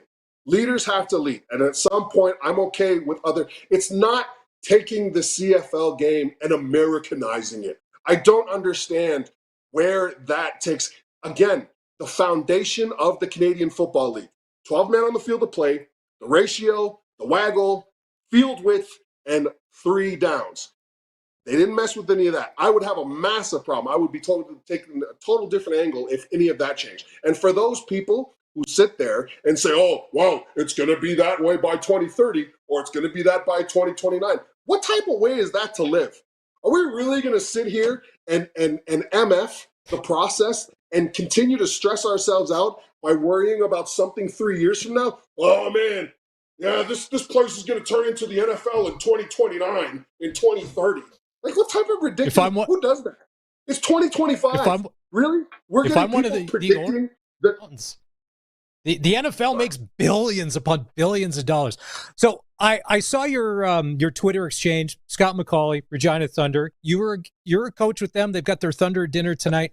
Let's flip the other way. Do you think minor football, junior football, and college football should adopt these rules, or should they continue to do what they do and then adapt to the CFL game for the small percentage of players that will end up trying and then playing in the CFL? It's not a small percentage. It's 1%. 1% of high school athletes are going to move on, and 1% of those people that move on to play in youth sports, actually 4% of high school athletes are going to move on to play college or junior football, right? And 1% of that 4% are going to actually get a shot in training camp, all right? No. The leagues that are the grassroots leagues, I don't see this impacting them, right? Like, everybody goes automatically to the reconstruction of the field goal post, and I get it. That costs money, right? And like, you know what? As a former board member, and I wasn't a board member for long on the Football Board of Canada, nobody's on the same page anyways. Like, all of a sudden we're on the same page. So all of a sudden all these provinces are uniting in this one sort of, it's not the Canadian Football League's job to string the grassroots along. It's the Canadian Football League's jobs to be part of the conversation at times. It's the Canadian Football League's jobs to be to grow the game, whether it's like contributing finances, contributing like coaches to camps and stuff like that. But these provinces, they've got to steer the direction of their thing. So to say, X amount of teams play in Mosaic Stadium. All right. So if you're going to kick a 35-yard field goal, right, for 3 points, why does that matter where the full field goal post? Doesn't a coach just say, hey, we're going to elect to kick it here? Then you go, now the field goal thing's at the back of the end zone, right? And you say, well, that's 20 yards there, plus 20 yards, you kick it from here, right? Seems simple. You know what I mean? And if the goalpost, I just don't get it. I know there are teams that play in CFL stadiums, but there are other venues. We're acting like U Sport, and we're acting like the Regina Thunder and Saskatoon Hilltops. They sell out the stadium. They don't, man. We got Leibel Field. And you know what? I think that if there are changes to be made, let's get together. Let's do some fundraising. Hey, let's get some CFL initiatives going. Maybe there's some money in the pot. But again, I don't think the Canadian Football League, which is a business, I don't think it's their responsibility to sit there and be like, hey guys, we're thinking of changing our game that 99% of you are never going to be involved in anyways. I don't see that. I don't see why. Right. Okay. And you know what? The people that are like the American system guys, they come up here. All of a sudden, it's a completely different rules chatting. They seem to get along fine. Coaching matters. Like, let's coach this up. So the whole thing about, oh man, this really impacts the grassroots. We're in Saskatchewan where people play 6-man and 9-man football. The game's already different in our rural municipalities. But you know what? It's awesome because it's football. Okay? And the Canadian Football League, if you're lucky enough to get there, then guess what? You're going to get an opportunity, and here are the rules. Okay? But as far as the infrastructure to some of these fields go, I don't see why we need to be in a rush to change anything. I think that you can regulate around it and you can coach around it. It's just the way I feel. Yeah. I don't think when Andy Fantu's got his shot to go down south and try out for an NFL team, he said to the coach on the first day, whoa. I'm not used to this 4th down. Whoa. I'm going to probably pack my bags and go back home. I'm not used to this. Hold on a second. Guys, the film you saw of me, you saw it was 3 downs. So those spectacular plays I was making, that was like 2nd and 10, not 3rd and 10. Nobody says that, guys. Come on. Let's not overthink of it. Think this thing. The foundation of the Canadian Football League is still there. If this were a pyramid, shout out to Sun Life and their sales technique, but they put it like this. Like, if this was a pyramid, okay, the reason why the pyramid is so strong is because of the foundation, okay? And the foundation, again, is all of the things that we've talked about, those 5 pieces. Yes. Those aren't changed. So let's not drive ourselves crazy right now thinking about 2027 to 2030 when it's 2025. How about we get behind some of these changes, we figure out where the positive pieces are, and we attack as a league? Like, we don't have, there's not 348 million people that we have to broadcast our game to. That's how many people are in the States. There's 41 million and six people in Canada. That's not a lot of people, right? We're in a box. We're not getting the 10th team. We have to think creatively. We have to figure out where changes can be made. And man, I want to die trying. I want to die trying. I do not want to sit here and let this league peter on the same level. All of our foundational fans, all of those longtime season ticket holders, I get it, man. Change is tough.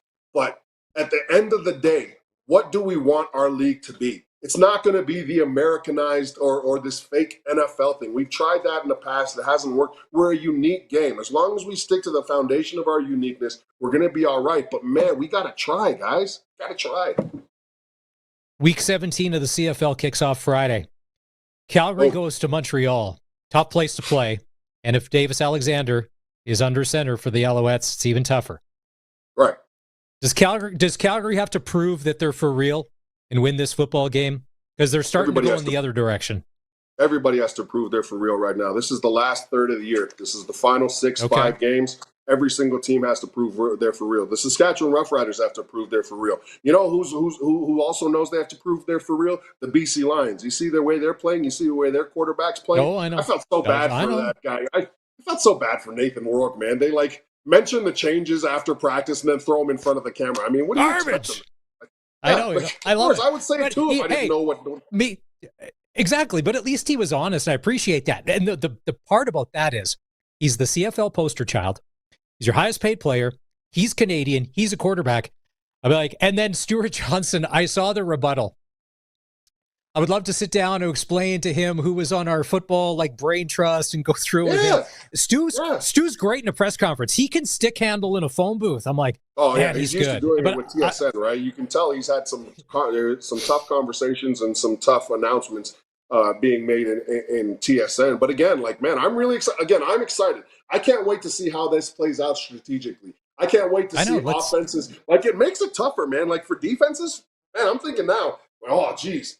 That middle of the field. Now that offensive coordinators are seatbelts off, they're not worried about the goalposts and the big thick thing. Man, they're going to be attacking. As a defender, I'm like, man, this is going to open it up so much. Just mentally not having that there, right? So again, we've got to try. At all, you know what? If it fails, fine. You know what? And if all of a sudden in 20 years the NFL buys the CFL, folds us up. And then MLSE gets to say, oh, man, we've got an entire country that's missing football. You should let us have a team. Fine, but at least we tried. At least we tried. Hey, I agree. I'm a little worried about this. I'm a little worried about this Edmonton Eskimo Club on Saturday because they played good football over the past 8 weeks. Cody's being Cody, doing what he does. But it's that run game that's come alive, Luke. And when teams have had success against the Riders, they've been running the football, and I can't imagine that Justin Rankin is not going to see a lot of leather on Saturday. Well, and you know what it is too. It's the AJ Ouellette problem, right? It's not just Justin Rankin running the ball. It's Justin Rankin's threat of running the ball and Cody being able to, because he's an athletic quarterback. You've got the RPO in play. You've got the play action pass in play. Right, you've got bootlegs, you've got all sorts of things that you can do with a mobile quarterback that still wants to look down the field. So I think if I'm Saskatchewan, one of the things that I know they're talking about in their locker room is, guys, we got to finish. They're not finishing in the fourth quarter. But again, this is the prove it time for the entire league. This last third of the year, teams play their best football, and they know where their gaps are, they know where their challenges are, and they know what they need to do to get over the hump and get into the playoffs. I think Edmonton's going to be a great team on Saturday. I think that the Riders are going to have to prepare like it's the most important game. It's because it is. It's the next game, and it's the last third of the season, man. This is where the drive happens. I'm so pumped about this last 5 games for Saskatchewan. Final question. It's 30 degrees in Regina today. Is the swimming pool in your backyard still open? Yeah, Yeah. And again, this is, forgive me, this is such a third world problem. But when the wind blows, I'm getting all the leaves that are turning yellow on the trees as they're going in the pool. I'm trying to enjoy myself. I'm trying to float in my, and it's just, you're getting leaves blown in the pool. For somebody who has OCD about keeping it clean, it's not a good day, but you know what? There are worse problems. Well, then listen, if you're already feeling sensitive about that issue, I'm not even going to ask you about Sunday Night Football and the Green Bay Packers and Micah Parsons coming back to take on the Dallas Cowboys. Luke, let's leave it there. I said I'm not going to ask you about it. I will let you go with your little rake and clean the pool. Luc Mullinder. The foundation of the Canadian Football League is intact, folks. Let's take a chance. Let's see how this goes.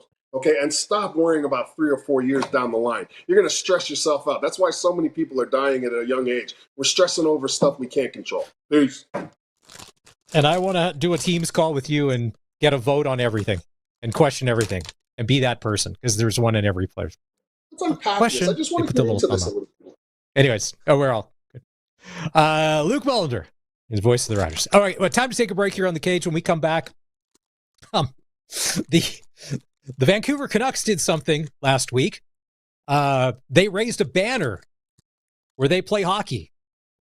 Not for winning anything. We'll dive into that, and we'll hear from Saskatchewan Roughrider running back AJ Ouellette before the end of the show. This is the Sports Cage on 620 CKRM. 620 CKRM's Ranch Roundup is heading out to the pasture. But we're not horsing around. We're riding up with steaming hot Tim Hortons coffee and muffins fresh as a spring calf to say thanks to hard-working ranchers. We heard you earned it. It's the Ranch Roundup for Nelson GM, Heartland Livestock Services Moose Jaw, Cowtown, Agriculture in the Classroom, Bertram Ranch, and 620 CKRM.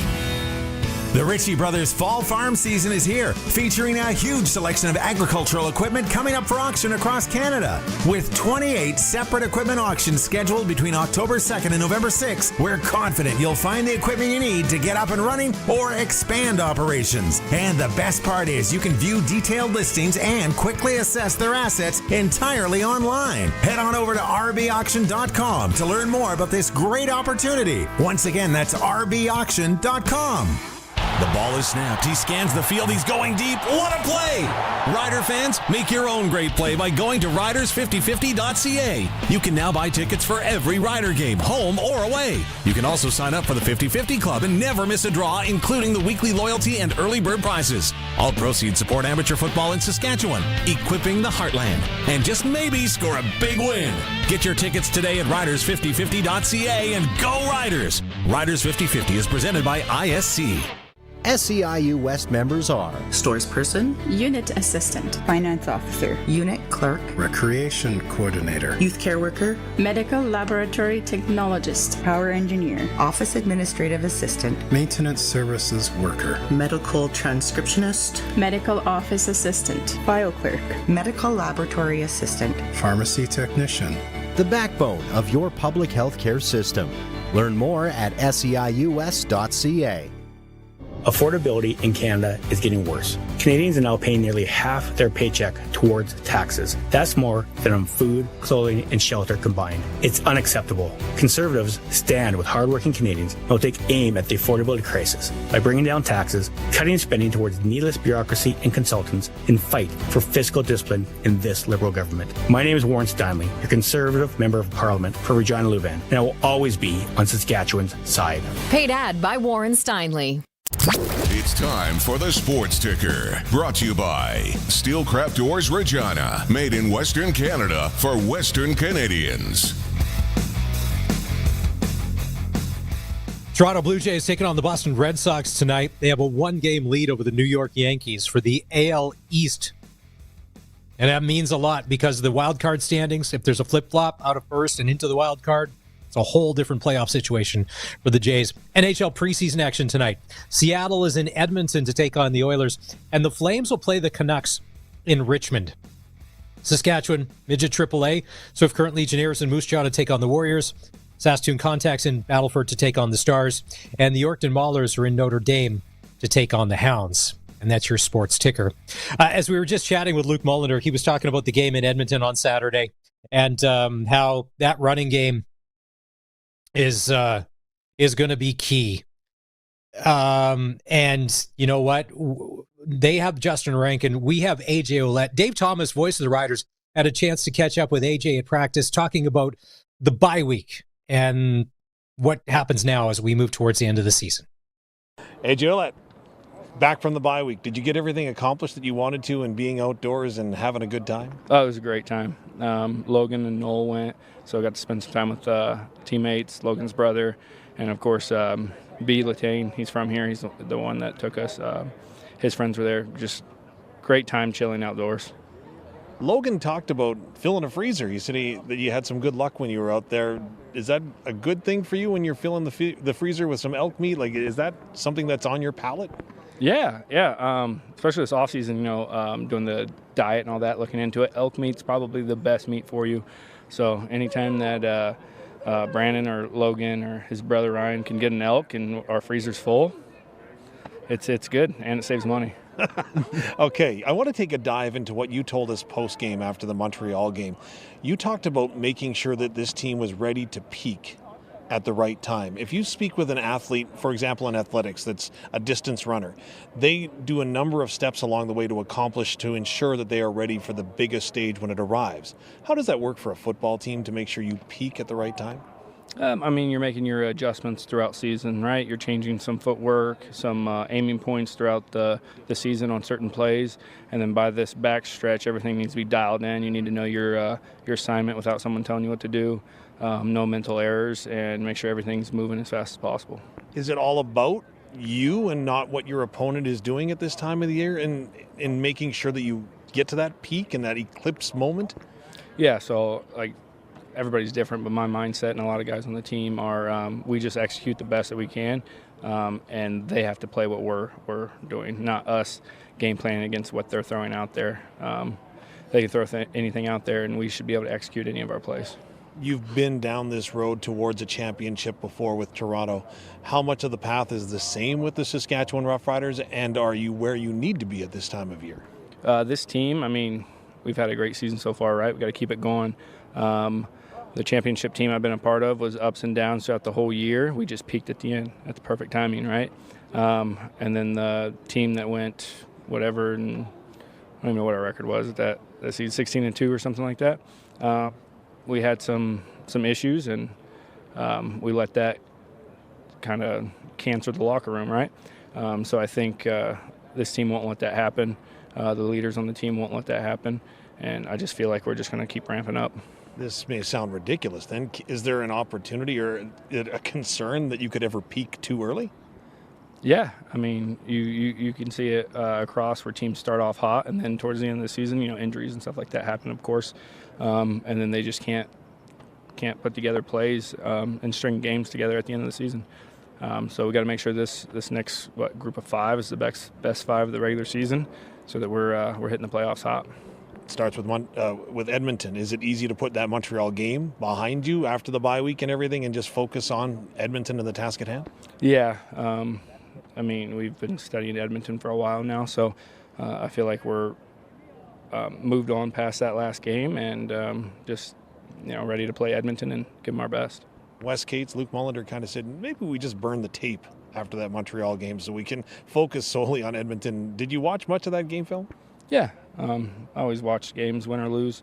Watch a little bit more when we lose, right? Because there's a lot more learning lessons in there. So watched it a few times before I left for the bye, and then a few more times when I got back, just to fix some of the mistakes and figure out what looked good out there and what didn't. Do you want to tell me about the rules? Because the kicking for you could be hard. I didn't even know the rule changed. AJ, appreciate your time. All the best in Edmonton. Yep, thank you very much.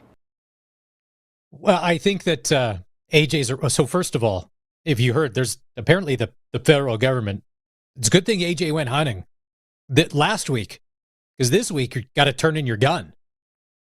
It's all over the news. Elk. Yeah. Sharky's on tomorrow with Barney. Sharky loves the game.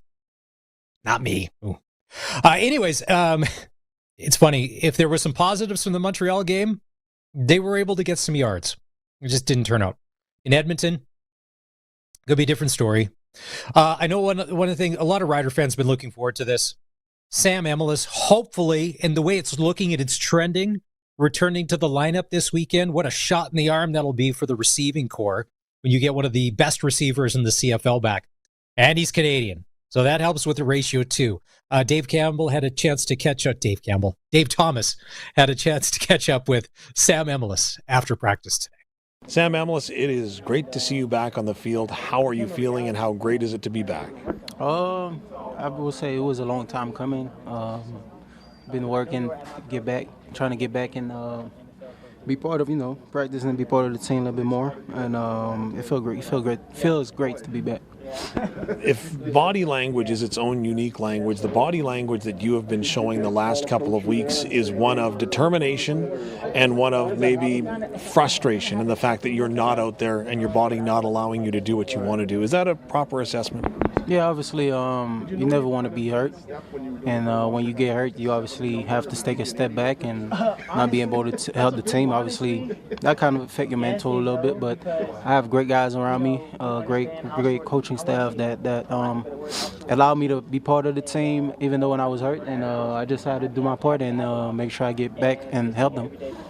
Where is this team at right now when it comes to an emotional and mental level? Because Coach, to quote him, said, we were pissed off going into that bye week.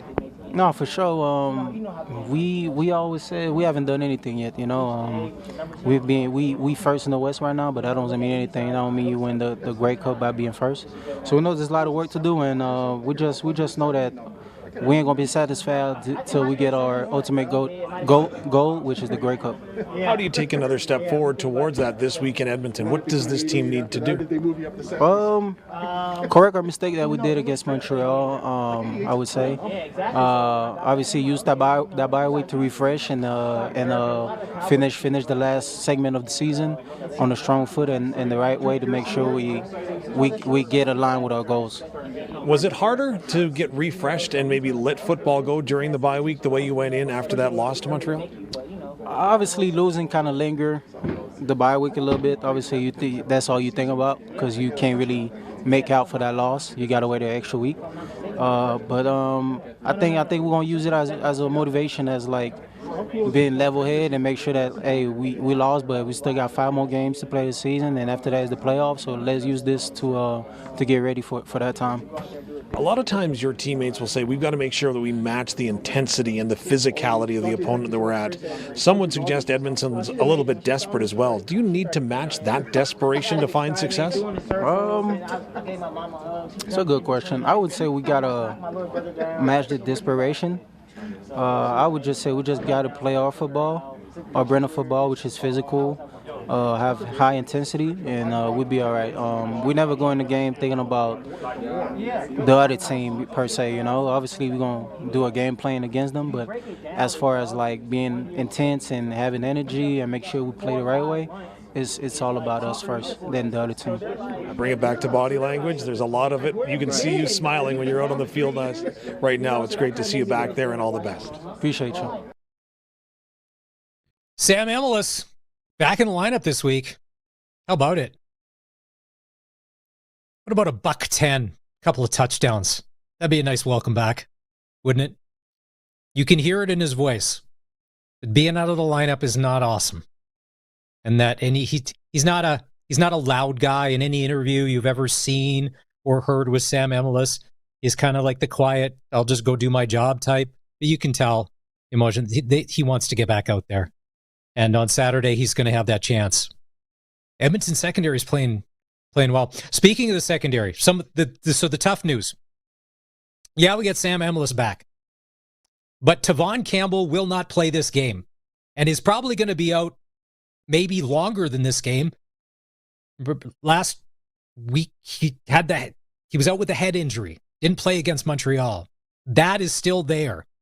And he's not going to be part of the lineup Saturday for the Riders. By far, he's been, well, if there's Trevor Harris and AJ, he's been one of the Riders, if not the best player this year. So Benny Sapp has to fill those shoes. Now, those are big shoes to fill. Dave Thomas had a chance to catch up with Benny after practice today. Benny Sapp III, Yes, sir. one CFL start under your belt. You've had some time to analyze it. Your impressions? I give myself a B-.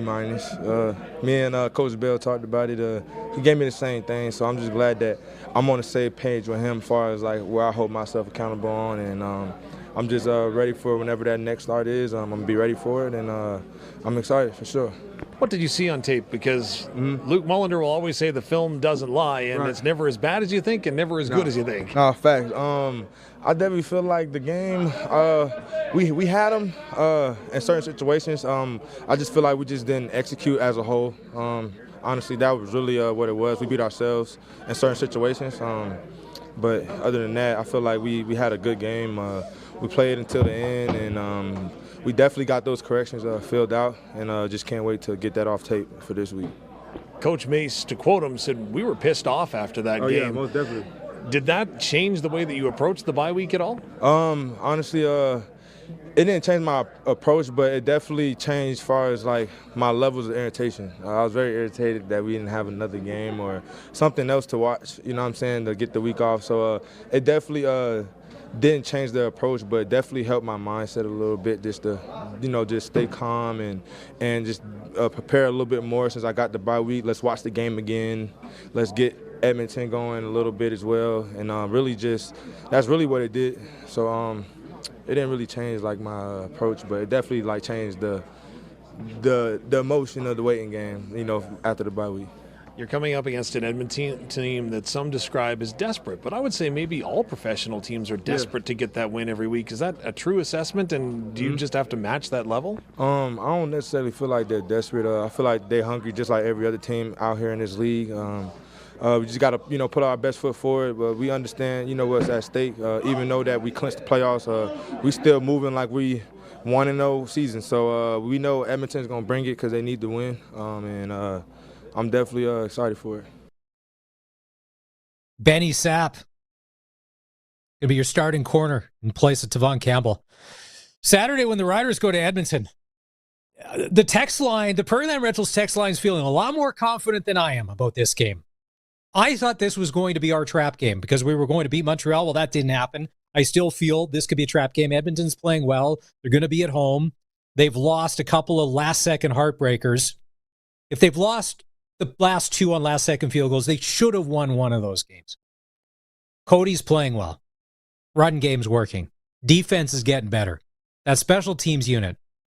Well, on the text line, Robert says Riders 32-24.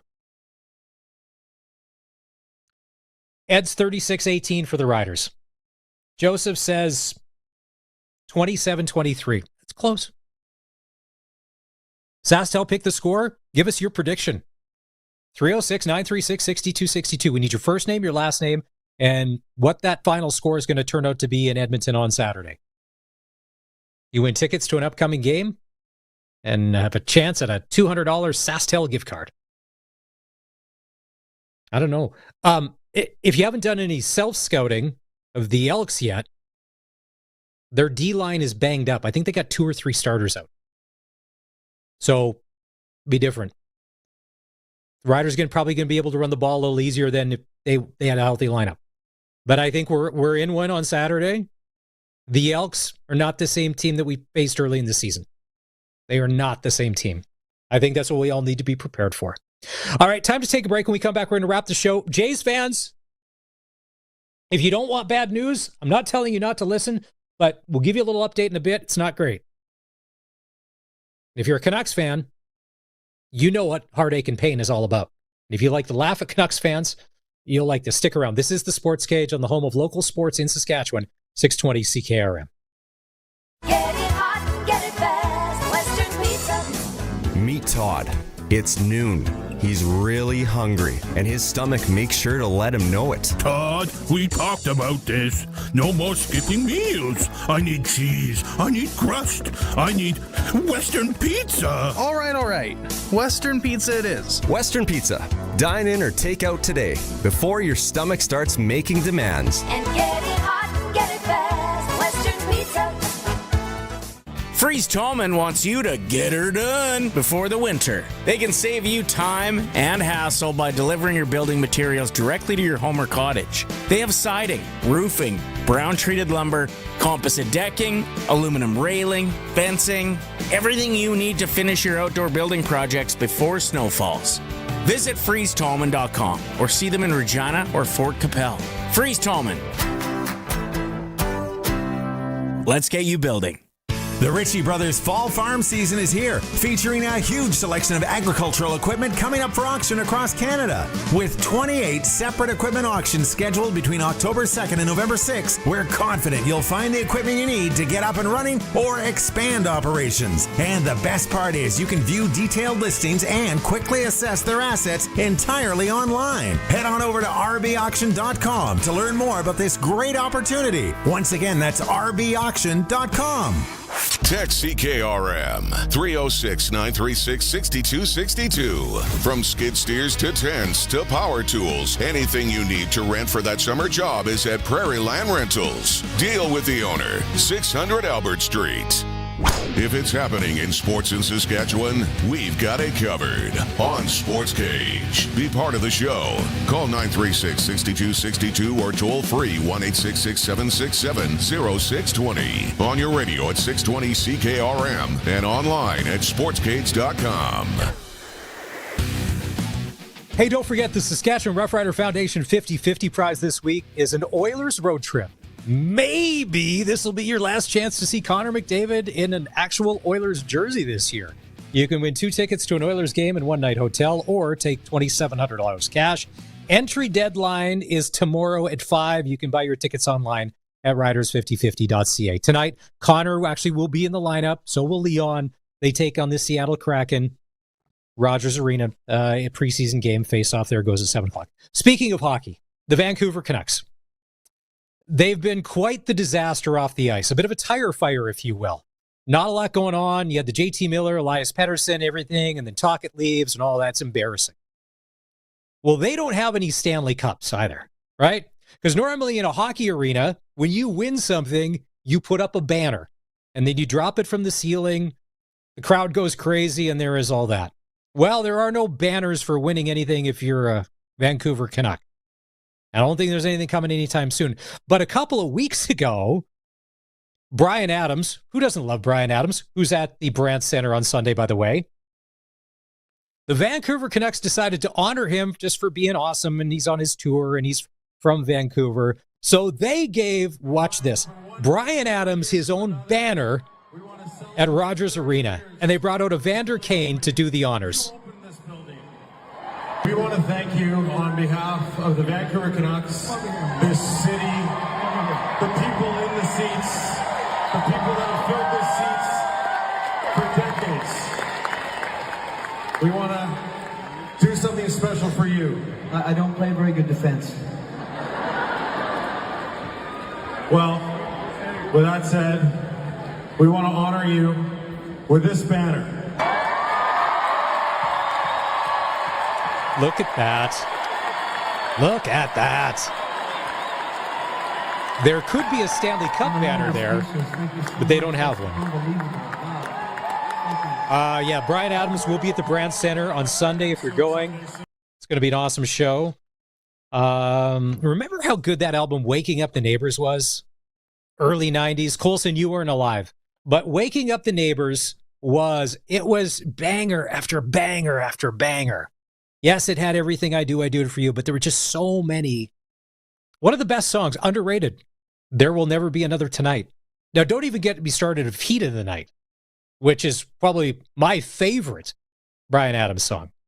I'll be rolling out the hits on Sunday. It's been a busy show. There's been a lot going on. If you've missed any of it, go back and listen to the podcast for a couple of reasons. Charleston Hughes would change the CFL. He's getting rid of the ratio because the Canadians are actually really good these days and would earn their own spot. Dave Thomas has shared his thoughts on what he thinks is going to happen this weekend, and he also gives a little knowledge about combining. And then Luc Mullinder, in one of the most passionate interviews I have ever seen him give.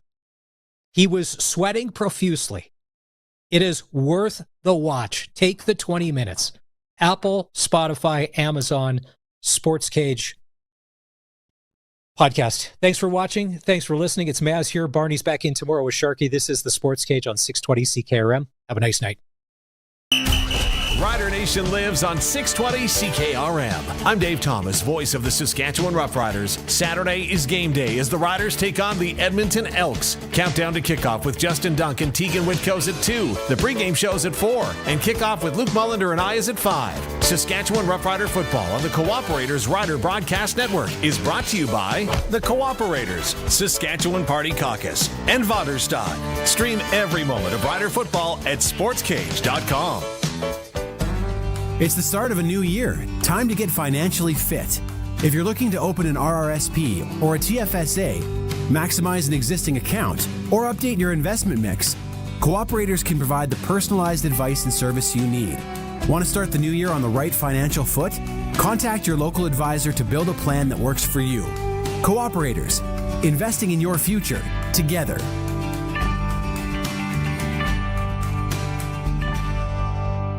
Time is running out. The final deadline in the Rough Rider and Children's Hospital Foundation's lottery is this Friday.